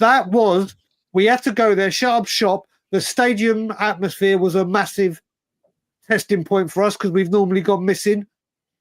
And they stood up to the challenge and they passed with flying colours. I'm of the opinion that you have to give the fans something to cheer about. So when the fans see that the team's giving it their all, then it G's up the whole crowd, right? And it gives them something to react to. When they see these placid, weak performances, then of course the fans are going to be like, what is this? You know, I think there's an us versus them. I think the Tottenham players, I think that they've reinvented the us versus them motif that Mourinho did at Chelsea. But when he said it's us versus them, he meant it's us versus the world, as in all of Chelsea against the world, right? The manager, the staff, not the fans versus the players. Yeah, we're doing the same thing, but the fans are in the world bit. Like, it just doesn't feel like they're doing it for us. It feels like we're part of the problem in their eyes, and that I think is massively misguided and problematic. And it also comes across very indignant. Like, these people don't, for a start, realize how lucky they are. They get to earn the money that they do playing football, right? And that every penny that they earn comes from us. It doesn't come from Daniel Levy. It doesn't come from Tottenham. It comes from the fans in some form or fashion. And they need to appreciate that like there's relevant and right. And but you can only get that, Shaun, when you have proper football people that know what it is to be a Tottenham player and know the history of the club and bring that ethos into the football side of things, right? So it's one of and I'm not going to drag this back into Levy, but one of my bugbears with the management is them dispensing with all of the historical links of the club. Pleat, Sherwood. Not that Sherwood was, but you get my point. But, Clive Allen, all of those guys leaving the footballing side of things, you need to keep those guys around. Yeah. and I agree. involved. And The only furniture that's still here is Ryan Mason, and he's been here too long and doesn't offer any value. That guy needs to go off to West Brom and create his own. What an impeccable example it is to everyone. Yeah. So, guys, let's have a look at their weaknesses, and then we're going to have a look. We're going to discuss amongst ourselves what would be the best lineup. Yeah. So let's have a look at some of their weaknesses, and we can discuss it. Yeah. So just have a time to have a read through that. I always read out loud. I'm like a 4-year-old. You can read it out, Shaun, if you want. I was going to put my finger on the screen so I could, like 4-year-olds, they do like the underline, like they hold their finger across the screen as they read. Their fullbacks commit heavily, leaving them open to quick counters, especially if you exploit space behind the wide areas. It's true, like that. Centre backs aren't particularly fast. Balls in behind can hurt them. Come of the Johnson. Overcommitting in midfield. They like to dominate central spaces, but can get caught out if you bypass their press with long diagonals or switch plays. Love that. Love the switch. You sure this is not Spurs? No, this is it, Maz. Very similar, right? Sure this is not Spurs that we're reading about here. Yeah. Vulnerable if forced to defend without the ball for long spells. Does that mean like they get frustrated? Is that what you're saying there, DANalyst? Yeah. Yeah, nice. Defending in isolation is a weak point. One-on-one defending, especially in wide areas, can be exploited. So I agree with that. I agree with all of what you've written here. It leaves me with this conundrum around what do you do then with the front three? Because like my strategy on paper would be the biggest like we're talking about Bodo like they're Real Madrid. Like they ain't Real Madrid. And as much as Berg's a good player, he ain't like fucking Modric or Pride. None of these guys, right? They're good. You kind of like you nullify him, you largely nullify them, and that can be a job for Bissouma or whatever if he's on form. But when it comes to what do we do with the ball, I agree with all of your analysis there, 100%. There's opportunities to go at them in the back, but I just feel like if you go with like my idea of just like pinging balls in corners, deep crosses, whatever, like you just beat them in the aerial threat, you try and bang in enough, you're gonna get a goal. I think you need one goal. I think we'll be okay. But don't you think, Shaun, direction, then you can't have Richarlison on the left because he can't take a player on, and Johnson can't take a player on either. So, but I also think Richarlison's got to be in there. So I don't know how you make it all work. Don't you think, Shaun, that's our major problem to nullify them? Like we don't have one man can be nullified. I think if they have 4 or 5 danger men, but I don't think they do because I think that even their left back and their left winger and their forward are that also very. But good managers have. Sorry, go on. Sorry, yeah, I was just gonna tag on to your point. I think that when you're relying on Bissouma or Bentancur to try and nullify one individual player, that's a problem at Spurs. Yeah. Whereas if you gave that job to Højbjerg, I think Højbjerg could do it because he's a bit like a slightly better Stefan Freund. He just annoys the opposite team. Do you know what you could do though? Against Frankfurt, they had Götze got injured, right, which changed the game. But they also had that Ep32, and he became essentially nullified by Romero being touch tight. And so I know that there's slightly different players, and the Ekitike is obviously a far more forward-esque player, whereas Berg has the freedom to come back and pick the ball up and do damage from anywhere. But I just wonder whether or not you put someone on you give someone the job of. You know what I would do? I would never leave your side for 90 minutes and you done the job. And it's annoying that he didn't try this, I think, at the West Ham game. But I would. Do you remember when we put Ledley King into defensive midfield back in the day? Yeah, I would do that with Danzo. I love Danzo. He's played in midfield and he's played up front. He's played everywhere basically, according to his. He's a little bit like that guy over in Feyenoord who went to the right back. And I think he's enough. He's one player that I trust in a one-on-one situation that he's going to battle until the end to win the duel. And if you stick someone like him in the defensive midfield, just to be in front of Van der Ven and Romero, the only problem with that idea is his passing distribution. Can he beat the press? All that sort of stuff. And also, like the biggest elephant in the room there is what the fuck are we doing experimenting in the second? No, exactly. Yeah. Yeah. You know what I will say with what you just said as well, Maz. Tell you the truth, with Danso, in all honesty, Thursday, if he plays and we were to do that, ain't got to worry about playing out from the back or how he's beating the press or whatever, because we got that 2-goal lead. If we have him there to solidify Romero and Van de Ven, I don't care what he does with the football, getting it out. All we need to do is make sure we don't concede two. I think that I agree with you. I think Danso. I honestly think we have found ourselves a defender that is going to go from strength to strength. I hope so. I don't want to big him up to be he's so good. Something greater than he is. Will be in 6 months, though, boys. The question will be: Did we stumble upon him, or was that part of a grandmaster play? Arsenal have just scored. Arsenal have just scored with 3 minutes to go. Oh my god! 2-0 down at half time. Because of Dan. I think the wide areas are a real concern for me on Thursday. Daniel saying the left-hand side is really strong. And for me, Johnson has to start, but he doesn't track back. So but against Frankfurt, Nige, he really worked hard. That was the hardest I've seen Johnson work in a game against Frankfurt. To be fair, but it was one game. Let's see if he does it again. But it's still a concern. Richarlison, for me, I wouldn't start, just simply because if Solanke plays, I can only see him maybe playing an hour. I don't know how fit he is. And if we need a goal, we need a striker to come on. The problem we had the other night is when Richarlison come off and then Solanke come off, we have no striker to come on. Yeah, Matisse Tell's not a 9. I do like Matisse Tell, but I can't stand him in the 9. He's just headless chicken, none of the strength. But I just sit there and kind of go, look, Dan, your sort of thoughts there. I subscribe to all of them, by the way. I think they're bang on the money, but it leaves you with like this uncomfortable dilemma of like there's opportunities to take players on, right, in their weaknesses. Take that, but if you can do that, you take them on down the width. But then you go, well, can you really afford to drop Richarlison and Johnson? Johnson's merit is on the output. Johnson will start 100%. I think. Don't you guys? Don't everybody think he will be starting? He's our top goal scorer. And he's Ange's signing, right? He's got to play. So on that basis, I would probably. I'm torn between on the left and the centre forward. Like if Solanke, we don't know what Solanke states at, but like assuming he's fully fit, just assuming. Yeah.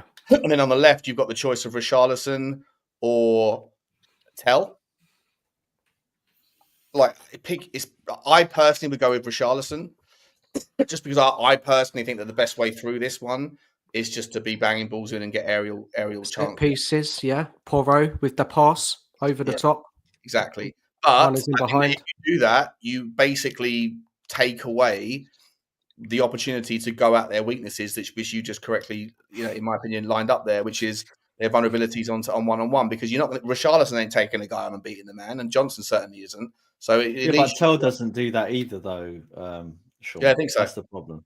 No, just look at his stats. I think he's like got a 20%. It's like half of that of Odegaard's. Yeah, I think the stats are like black and white. Like I was reviewing a guy called Jan Bissek, right? A centre back at Inter Milan that Tottenham are linked with, and I think the guy's absolute like blockbuster player. I really, really, really like him. He's a classy player. But if you look at his stats, you'll see that he's like bottom 10% of centre backs at tackling. And you kind of go, well, if you're just looking at the stats, you kind of go, well, he's not a tackler. Yeah, right? I'm not just looking at this. If you look into it, it's because he doesn't dive in. But Shaun, all of his dispossessions are from. The problem is when you, look, I'm not a fan of so you know where I'm at, right? But when I look at Tell play, I genuinely think that he's a worse player than Werner, and I'm not saying that just trying to cause just say bold statements just to I think most fans I speak to in the same bucket as you, like I think he's not. I haven't seen him genuinely beat a man. Like I've seen him beat a man where it's ricocheted off the other player, off him, and then it's gone past them, and then he's run onto it. I haven't actually seen an individual bit of skill where he's outright beat a man, and I mean, you can't even levy that. I mean, I don't know what your position is on Johnson, but Johnson is not a very good footballer.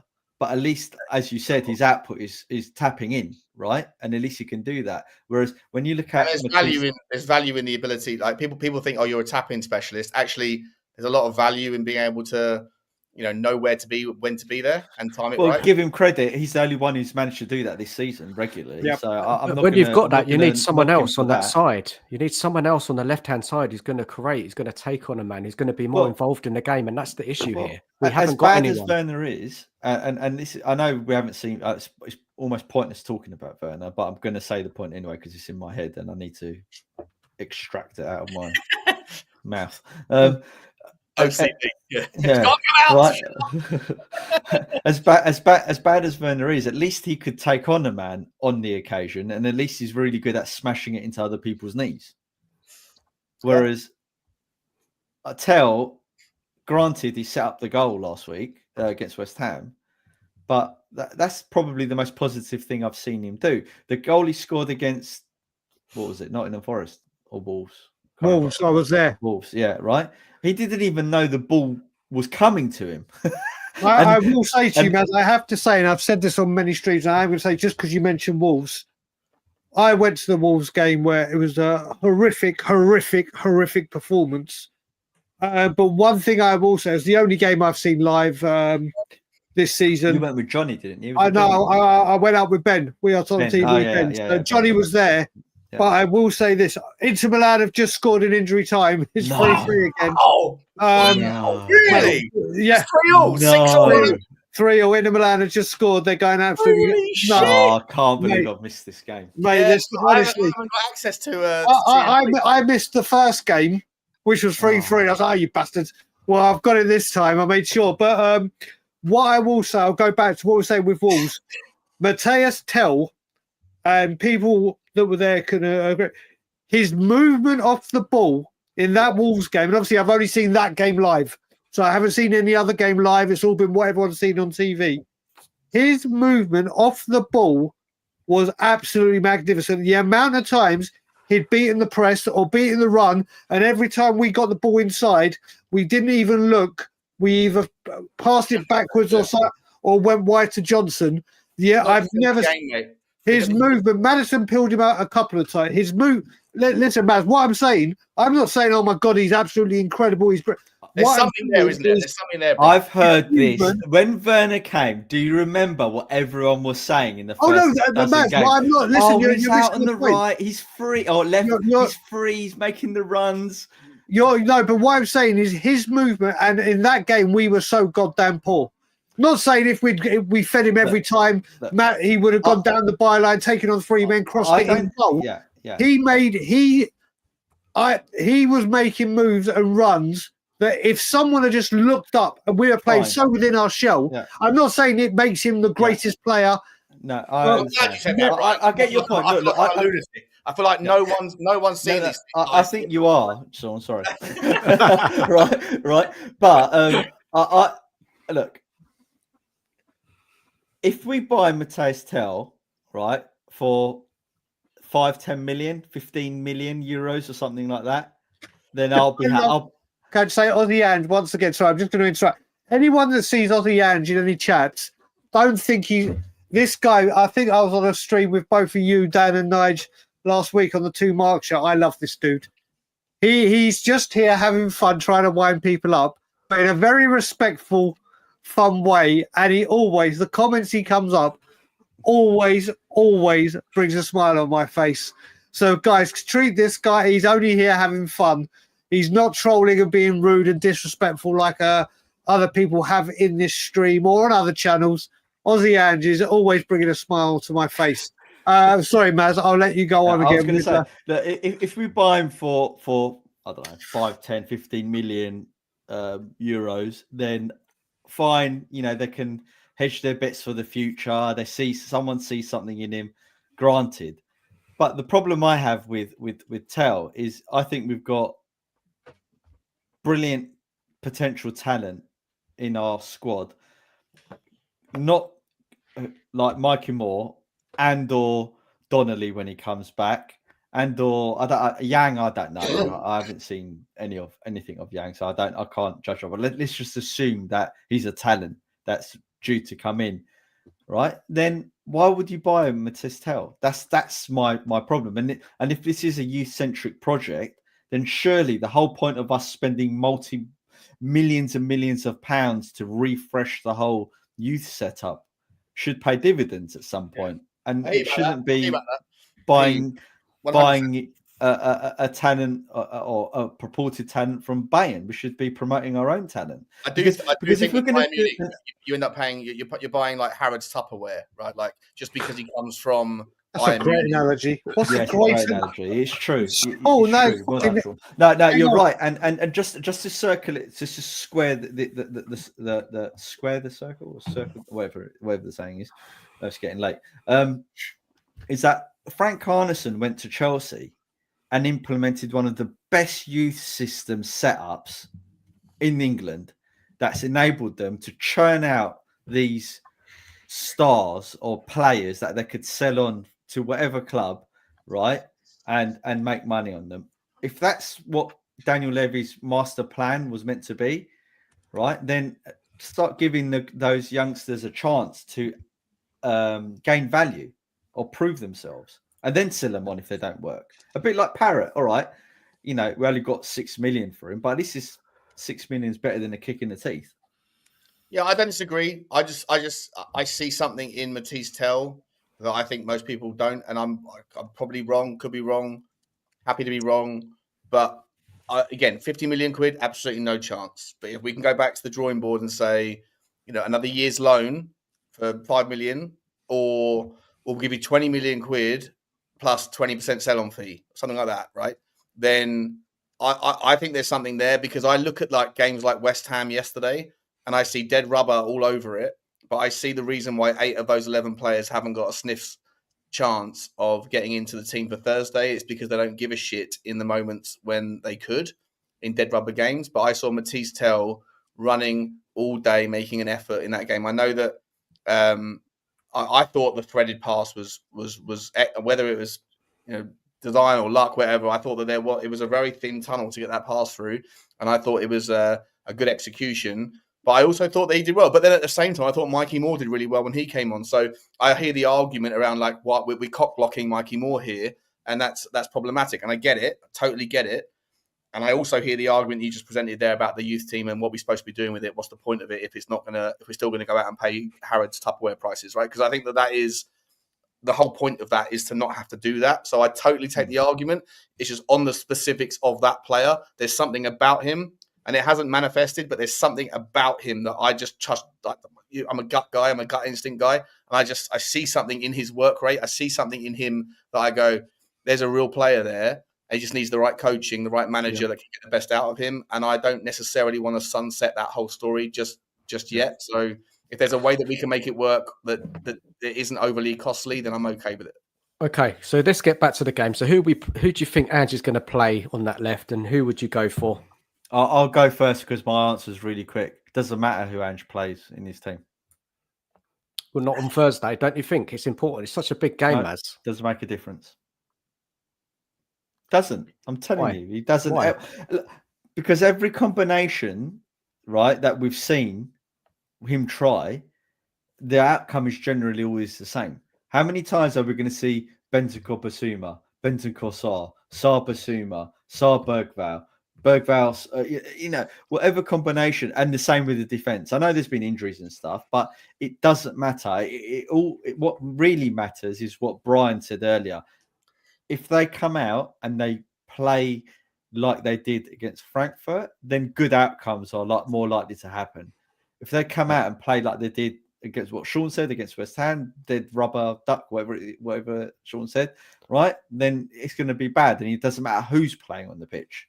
So that's why I've been saying this for 3 quarters. Well, I've been saying it all season. Doesn't matter who Ange picks. That for me, it doesn't make any material difference who plays. Fair enough, Maz. But I think the defense picks itself, the midfield picks itself. We're going to see Kulu, aren't we? Does it? Or Basuma. I think this Danzo's done enough for him to be starting over and above. He won't start him, no, Maz. You know that he won't. It'll be Romero. And this is why I said it doesn't matter who Ange. Mate, do you know what? You say that, Dan. Who would have thought Basuma would have started the first leg and Richarlison left? I don't think anyone, when we saw that lineup, only started. So you don't think that defence and midfield are going to be? Listen, the back, as far as I go, the back five picks itself. Yeah. I think we can all be assured, no matter what, the back five picks itself. As does I the think midfield, though. As does the midfield, to be entirely honest. So let's be honest. It's going to be What do Bissouma. you reckon? Same midfielders he went for? Oh, sorry, swap Matters for Kulu, basically. Yeah. It's Bissouma, it's Bissouma, Bentancur, and Decky, and then on the right it's Johnson. In the 9 it's Solanke, presuming he's fit. The only question mark for me is if it's Richarlison or Matisse Tell, and I'd go with Richarlison. Why not Wilson? Ahead of who? On that Yeah. left. Pace. I don't think Solanke starts. I don't think. I think if he's coming back from an injury or a knock and they're being careful on him, going away to this pitch, those weather conditions, do you risk him straight away and go in? You go, because I certainly wouldn't. On that basis, then you put Richarlison in the 9, and then Odegaard left. Opens up the question, and then you go, well, I would have said it's Matisse Tell. Dan's saying, sorry, I meant Matisse, not Odegaard. Play off the left. Maybe we have at the start of the season, right before he got injured. Is that right? Yeah. Say again. Yeah, We've seen Odegaard off the left once before he got injured. We haven't seen him come back off the left, right? He's been on the right hand side, hasn't he? Is that right? Is that fair, or am I wrong? I think you're right, but that's the thing. I mean, people in the panel and the chat.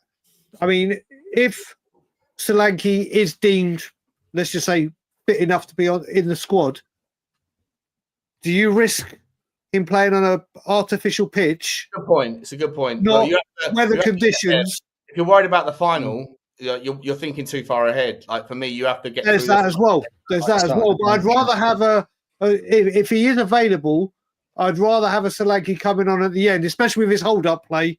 If we need to hold the ball up and keep it up there, whatever, and make sure we keep it up there, rather than play him at the start and try and get the goal. Because yes, we do need we do need a goal. Let's face it, but we do. In the grand scheme of things, we don't because we've got a 2-goal cushion. No doubt, we need. We need a goal, Brian. We need a goal. Oh no! Listen, you're missing. You're misinterpreting what I'm saying. I'm saying right now, as things stand, we don't need a goal. Spurs do not need a goal. Yeah, but there's no chance. There's no chance we go through if we don't score. Yeah, but right now, I'd favour Richarlison to score more than I would Solanke. I don't disagree, and I fucking hate Richarlison, the player. So it's weird that's such a weird spot to be in. That's what I'm saying. I'd rather have. Like we were saying. Listen, I don't want to keep going on back with Kane and the Champions League, but the whole reason I wanted Kane on the bench for that game was should it go to extra time and penalties, I'd rather have him fully or at his top level for the longer part, and then because if he had started, he wouldn't have stayed on for 120 minutes and penalties. I think with Solanke, because he's coming back from a knock on an artificial pitch where it's going to be freezing cold. It's not that cold though, mate. Apparently, it's 8 degrees, no wind. It's like a sort of midwinter's evening in. I've heard different things with the weather, but obviously you can just check the weather. All right. Let's just take the weather out of the plastic. I don't know what jacket to take, mate. I'm not sure whether to take my Thursday night we see Shaun with Willie Hatton. Let's just say that's the artificial pitch. It just takes him turning the wrong way and aggravating whatever he's aggravated. I hear you. I'd rather have him on the bench. Get away with there without an injury. Exactly. Especially, you can only imagine Romero like going rubber grass. I don't care. I'm going to take this player out because he looked at me funny in the tunnel, and then he just comes out with like 3rd-degree burns all the way up his legs from sliding in too aggressively. You know something's going to happen, right? You know we're not going to get out of that game. Even if we get through, we're going to have a couple of sore bodies the next day at the best. So guys, let's just call it. Who do you want on the left? And then we'll move on to the next point. I've got to talk about this game. There's a couple more points, and then we're going to wrap up the show. Not too long. I'd go with Richarlison and Solanke and Johnson. I think is the most likely, but I'm okay if there's an alteration there. Tell Richarlison, Johnson. Nige? I think it'd be Tell, Richarlison and Kulu. I think he might start Sa in the midfield and just have a really solid, or try to have legs in there. I'd rather have Danzo than Sa, to be honest, if he was to do that. Yeah.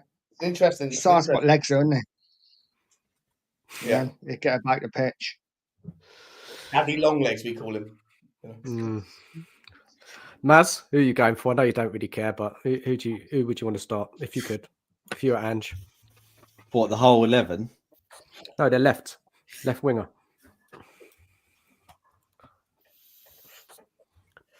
I think it needs to be. See, I get so pissed off with Ange. The problem I've got is that if I suggest something left field, let's say I say Mikey Moore should play on the left, because Ange hasn't played him enough this season or hasn't experimented. By me suggesting him in a game like this, you could be setting the kid up to fail or not play well, or shrink in that moment. I don't like Matisse Tell. I don't think he's a good player. So the only options we really have, I would actually play Johnson on the left and Cooley on the right, but you need Cooley to play in the 10 because Maddison's out. So then what do? You could. It's just a shit sandwich, unfortunately. That's I really feel it. I just think there's no good options. Madison's absence is fucking nightmarish.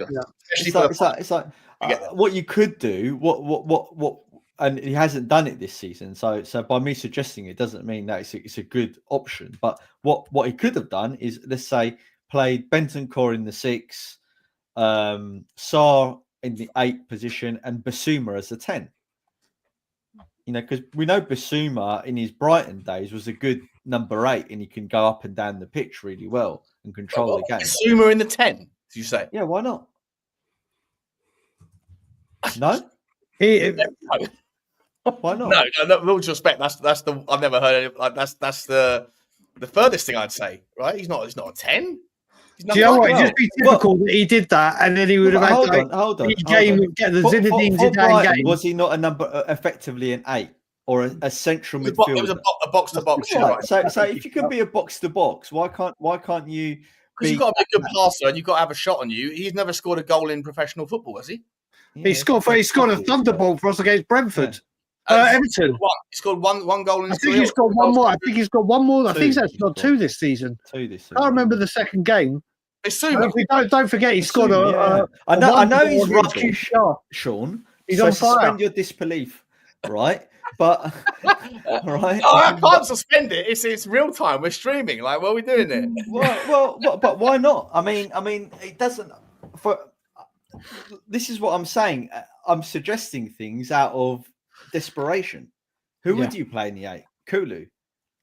No, I'd play Kulu in the 10. I think Bentancur in the 8. Sorry, the 10. That's what I meant. Sorry. Yeah, Decky in the 10. Basuma, like it's like. I'll tell you one thing: if Kulu plays in the number 10, he needs to wake the fuck up.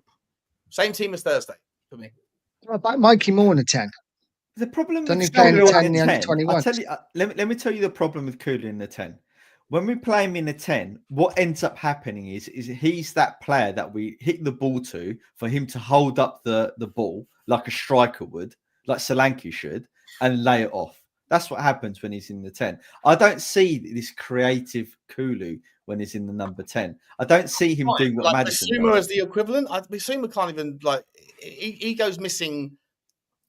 I don't disagree about Kulu, by the way. I think he's got to become arrogant. I think he has this need, like his rise to fame in the first half of the season suddenly had him believing the hype about himself, where he can do everything himself, take on the world, and he can't. According to Saviour, Basuma can do no wrong. Really? Really? Ask him. Yeah, say to him.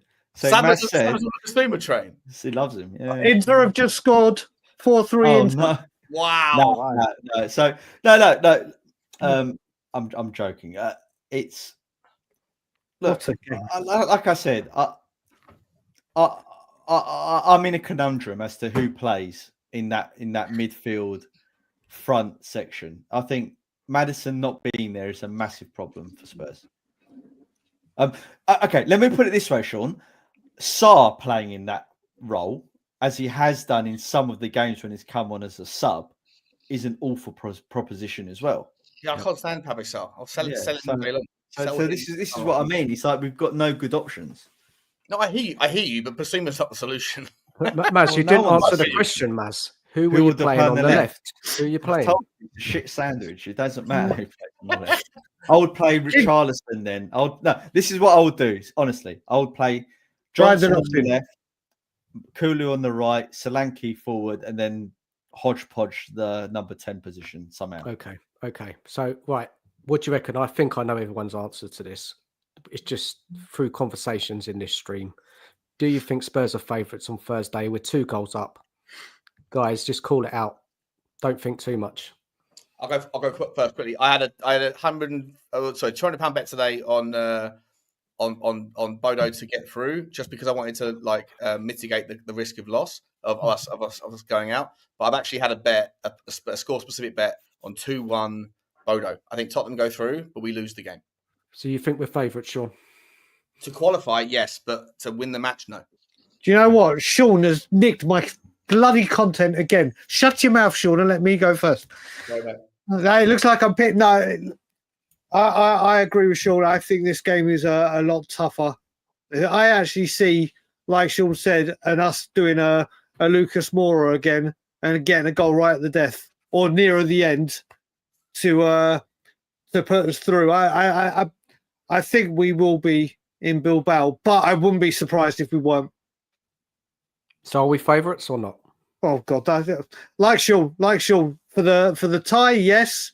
Yeah, for the tie. For the tie. It doesn't matter if we lose the game, just for the tie. Yeah. Are we favourites to go through? We will qualify. Yes, we are favourites. All right. So let's play the 10 and score a hat trick. Yes, we are favourites.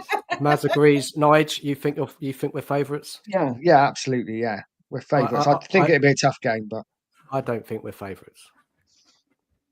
I don't. What for the tie? To go through. I don't. I think just quickly, I think what I will say with this, your question's misleading though, Dan. Right? Okay, we're favourites is the bookies will say we're probably favourites. We've been favourites for the tournament the whole way through. Bodo do what Bodo do, right? It's what you think, though, Maz. What do you think? Look, I don't know enough about Bodo, so I'm not going to pretend I do. I've watched 1 game of theirs, 2 games of theirs. I think that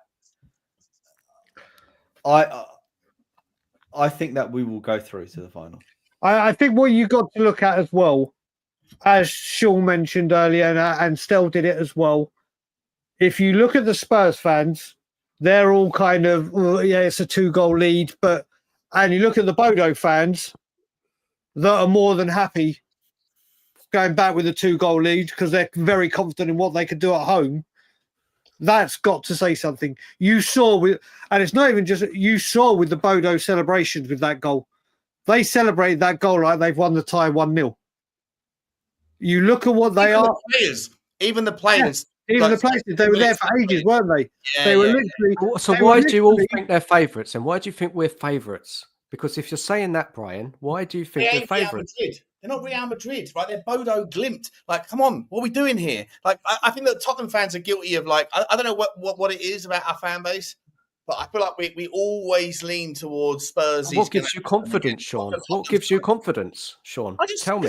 It's Bodo, right? Like there's none of the. If Berg is that wonderful, why hasn't Real Madrid, Atletico Madrid, Tottenham, Newcastle City, anyone else come in and gone, here's 30 million, we'll take him off your hands? He hasn't because he ain't that good. He's a big fish in a very small pond. Bodo are a big fish in a very, very, very small pond in Norwegian football. Yes, they've got the pitch.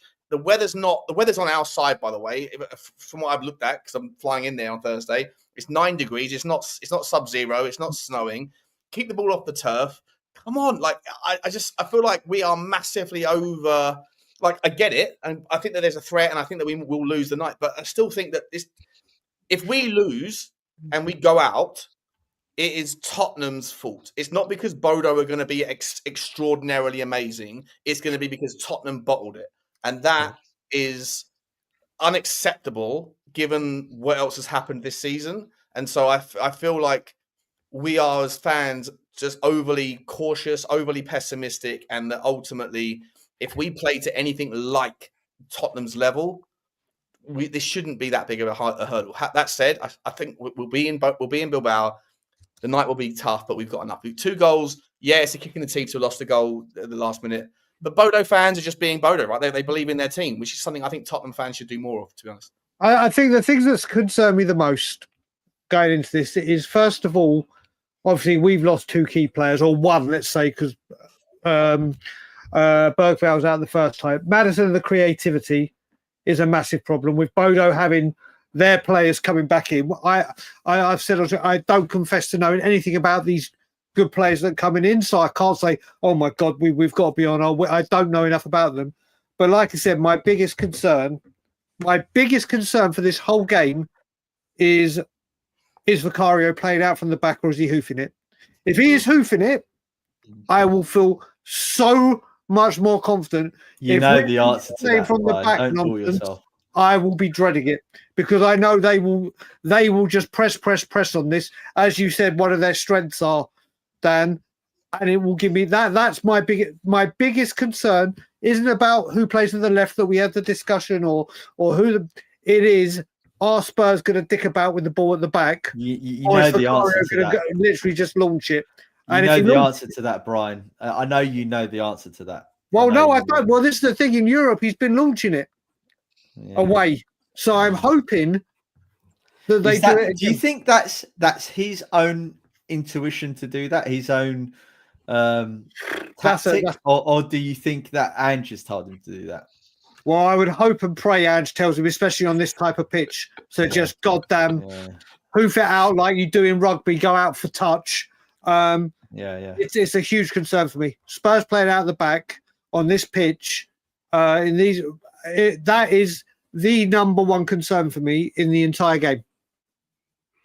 Look, none of you have convinced me, but that's just my take. None of you. I'm sorry, man. I'm not here to convince you.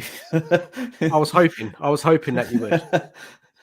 But look, I think we will win it. I think we will. I just think it's looking like that way, isn't it? You didn't need convincing anyway, mate. You didn't need convincing. No, and I'll tell you why. I'll tell you why. I just think it's just, look, we're there. We got through Frankfurt. I didn't think we would. I just think we just kind of find a way through. We probably won't play great. It'll be a defensive performance, or we need a bit of luck. But as long as we nick that goal, I think we'll do enough. But I'm not confident at all. I can tell you that much. I am not confident. I wouldn't put money on it. Definitely wouldn't.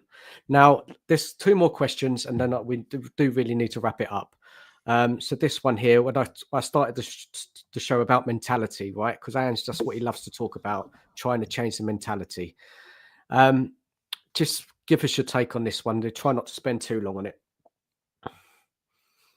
I think that he is the worst manager I've ever seen when it comes to mentality, and the fact that he's willing to pick fights with the fans to say that we don't have a winning mentality and that we should want to win every game when our biggest historical rival Arsenal could win the league tells me everything I need to know about that manager.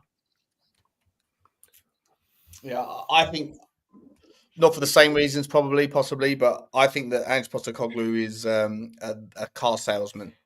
I think he talks out of both sides of his mouth. I think he says one thing to justify one reason why he's not at fault for something, and in so doing opens himself up to criticism about something else, which he also thinks he's not at fault for. I think he's the master of doublespeak, and he has more spin than Shane Warne. And I think that he, as much as I've said on my channel over the last year, that if he wins the cup on a meritocracy basis, then I could understand the club giving him an extra season or whatever, or the start of next season. I hope from deep within my heart and my soul that that's not the case, and that they have an amicable parting of ways when he lifts the trophy and he says, I fucking told you, mate. Now, here's your trophy. Now, fuck, whatever. I'm happy with that outcome because he isn't the right guy for this level of Premier League, which is our bread and butter. So when he talks about mentality, he's probably using it as a justification to excuse himself from some accountability that he's previously been accused of. So I don't want to hear any more of his bullshit. I want to hear nothing from him apart from, here's the trophy, see you later. And that ideally will be a wonderful way for him to go. He can leave with his head held high to some degree, but Tottenham can move forward. As I said, he's the guy before the guy. If he wins the trophy, then maybe he was the guy anyway. But ultimately, the league is what matters to me. It's always been my most important priority. And this season, I think, has been a disaster of the most epic proportions because he is too busy figuring out ways to justify his ineptitude. And one of those things, just quickly, I've never heard a more perfectly figured. I feel like I'm pretty good at like figuring out analogies to like make a point.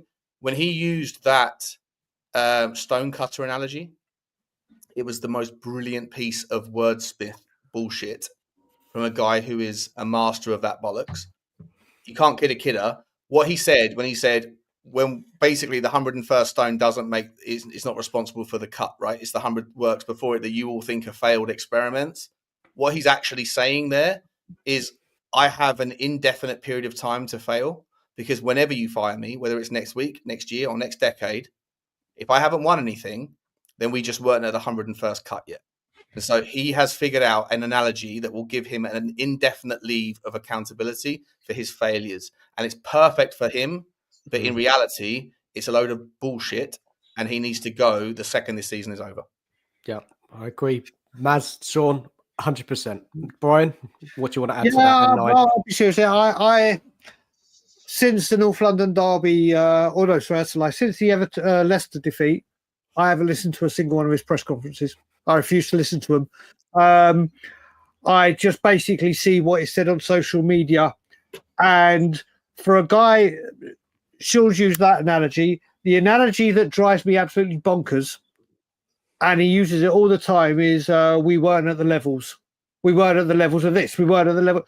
It's your bloody job to get them to the levels. And if they're not at the levels, you need to make changes to get them to these levels. I can't. Basically, again, everything as Shaun has said, I can't.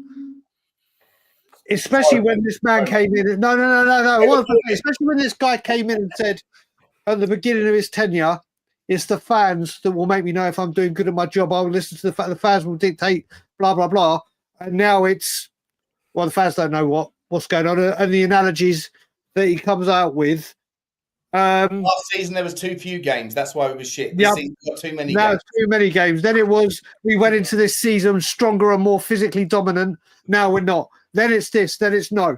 It's literally... It's a car salesman. He's like Tim said, snake oil salesman. There are so many, and like I said, I guarantee if we lose on Thursday, I'll go out. He will say something along the lines of, "Yeah, we just weren't at the levels today." Blah blah, and I'll be like, "Hello, what is your goddamn job?" And yeah, he is definitely using mentality as a smokescreen. Yeah, agree. Again, Brian, everything you've said. Nige, what do you want to add? It's really hard to add anything onto that, to be honest. Everything that's been said is absolutely bang on. I think he's clutching at straws. I think it is excuse after excuse after excuse. And he needs to be sacked ASAP. If we go out Thursday night, I'd expect him to be on a separate plane home, sacked. He's not coming home with me. Helga's got that space reserved, okay? Sorry, Big Ange. Fair enough. Sure we go cuddle and stuff. Not happening. My take is it Ange is the worst manager I've seen at Spurs, what I can remember. Yeah, being my age. Now, I don't enjoy watching Spurs at all. I think we don't play good football. 19 league defeats is totally unacceptable. 16th in the league, shocking. I do not see it getting any better under Ange. I don't trust him with any more signings. Wins the Europa League, I want him gone. That's my opinion on it. One more question, guys, and then we're going to wrap up. And this is if we get to the final and win it, yeah? And then we're wrapping up the show.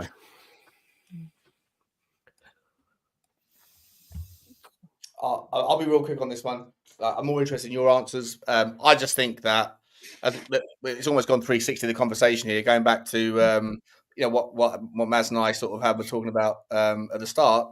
I think it has to be celebrated. I think it has to be acknowledged. And I think that some people will find a reason to diminish it. The media, Richard Keys, Andy Gray, all these people that are sitting there saying it's not a real trophy, it doesn't matter, blah, blah, all that bullshit. Someone's got to win it. And at the end of the day, you can only play what's in front of you. And if we do it, then the club and the fans and the players and everyone should park all of their differences for 5 minutes and get behind the unity. And because I think that from that acorn, big things can come, right? Not that I'm advocating for Ange to stay, but if the club made the decision to give him that because of the merit-based kind of outcomes, the unknown for me is, what does this squad look like? What does Ange Postecoglou look like in a world where some of those 20-year-old, 19-year-old, 21-year-olds, they have a Europa League winners medal around their neck, in their locker, in their cabinet? That creates indelible marks in someone's psyche.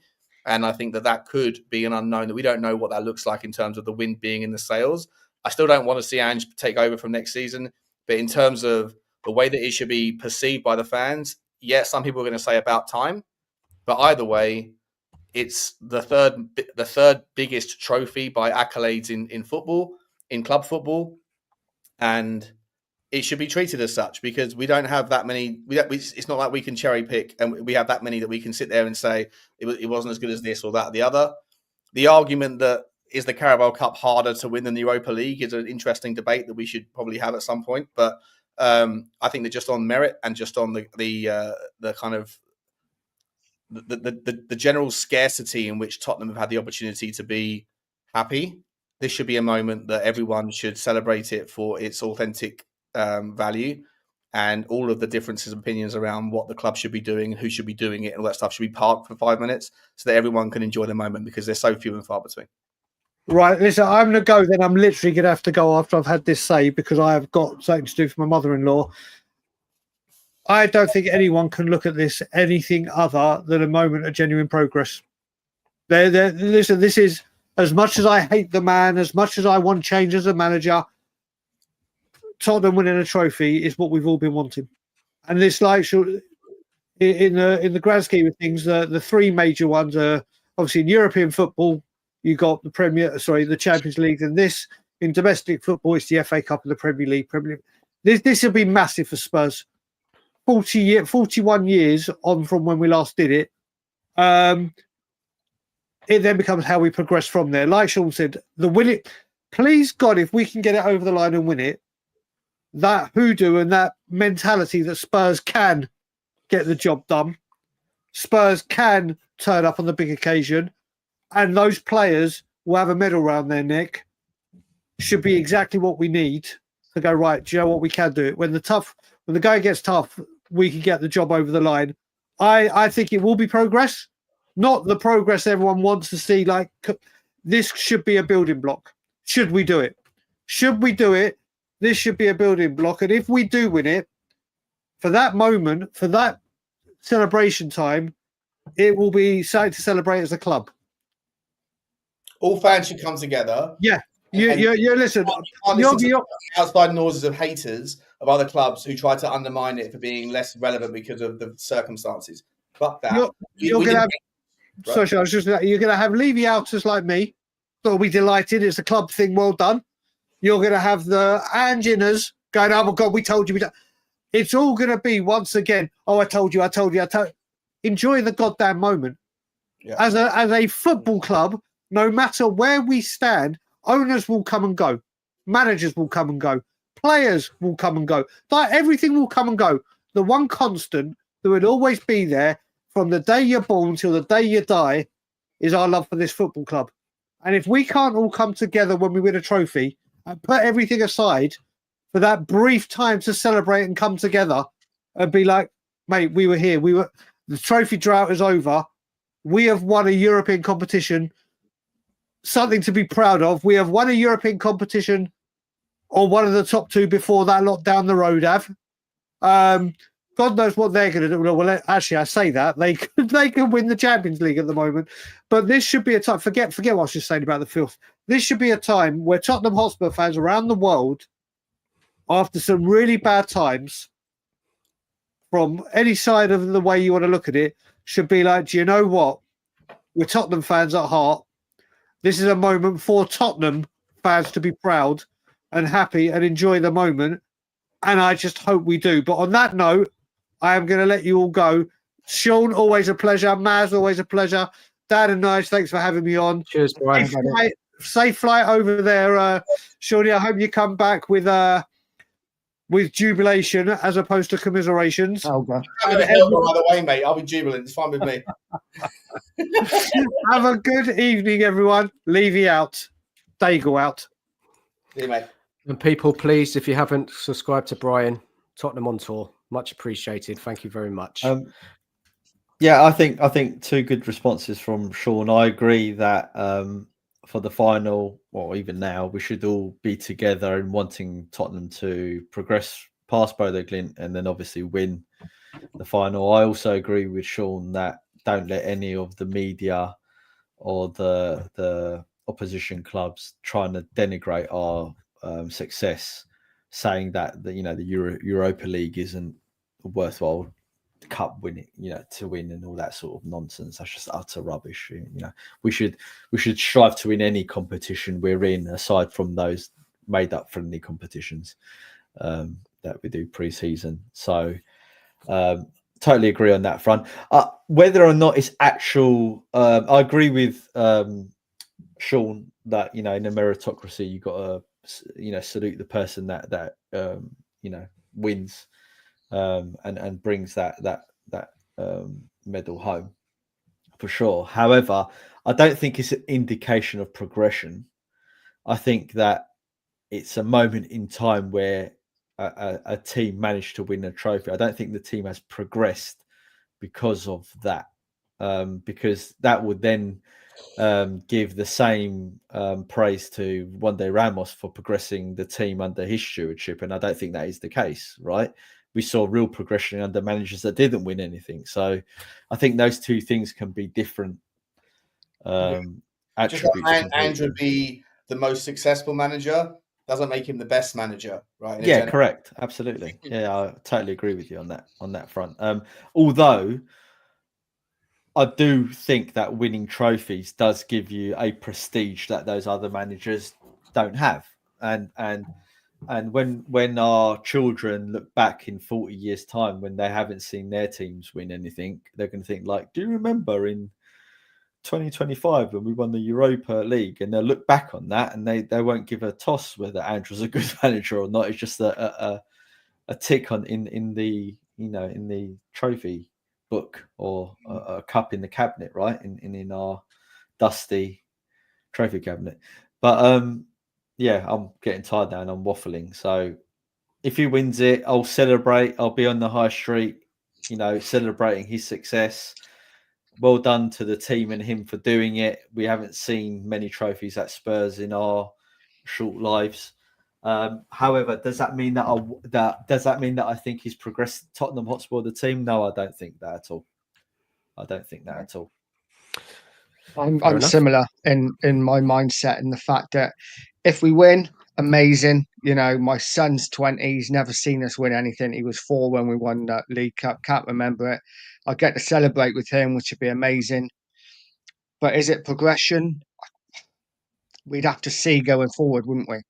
We didn't progress in 2008. We didn't progress under George Graham in 99. So it's one of those wait and see. We didn't progress Let's hope. With Venable's team after 91 or 2012. It's 2019. That's why I maintain this argument, right? Like trophies are moments in time that are worth celebrating. But as soon as you win it, especially as a fan, it's not your hand that's on the trophy. You didn't win it. You're a participant in the fan base that supports someone else that did. But as soon as that moment's gone, the trophy's back in the cabinet, and then you're straight away thinking about what's next. Right, so I just think that I don't agree with that, Shaun. Whatever happens. Yeah, I don't agree with that, but I don't think it's a discussion we can have now. Otherwise, we'll never finish the string. True, fair play. Okay, my take on it. Look, this is a massive chance, isn't it, to get to a final? Really massive chance. And we could beat Man United in a final. They're not great either. Okay, they've won trophies recently with their players, their team. They've got good players. They've got experience, but it could go either way in that final. We've got to get there. We've got to win it. As fans, we're desperate, aren't we? We're desperate for a trophy. Is it a sign of progression? I don't think so. But what an achievement. We're all desperate for a trophy. 41 years since the last European trophy. 2008 since the last trophy. Look, let's just hope, guys. Let's hope we do it. All the fan base coming together and celebrate it. Whatever we think of Ange and what's going to happen in the summer. Massive chance here, I think. Massive. Now, I've got to wrap up the show. I just want to say a big thank you to Shaun. Please go and subscribe to his channel if you haven't already. Maz as well. Please subscribe to him as well. And Nige. And also Brian as well. That would be great. Big up to everybody who's watched the show. Thank you so much for all your comments. Let's hope we do it Thursday, guys. Let's hope we got something positive to talk about next week. We'll be back Beyond the Lane on Tuesday at 7:30, hopefully discussing us getting to the final. But anyway, guys, just want to say good night to everyone. Thank you again. And come on, you Spurs. Come on, you Nice Spurs. one. Bye. Take care. Cheers.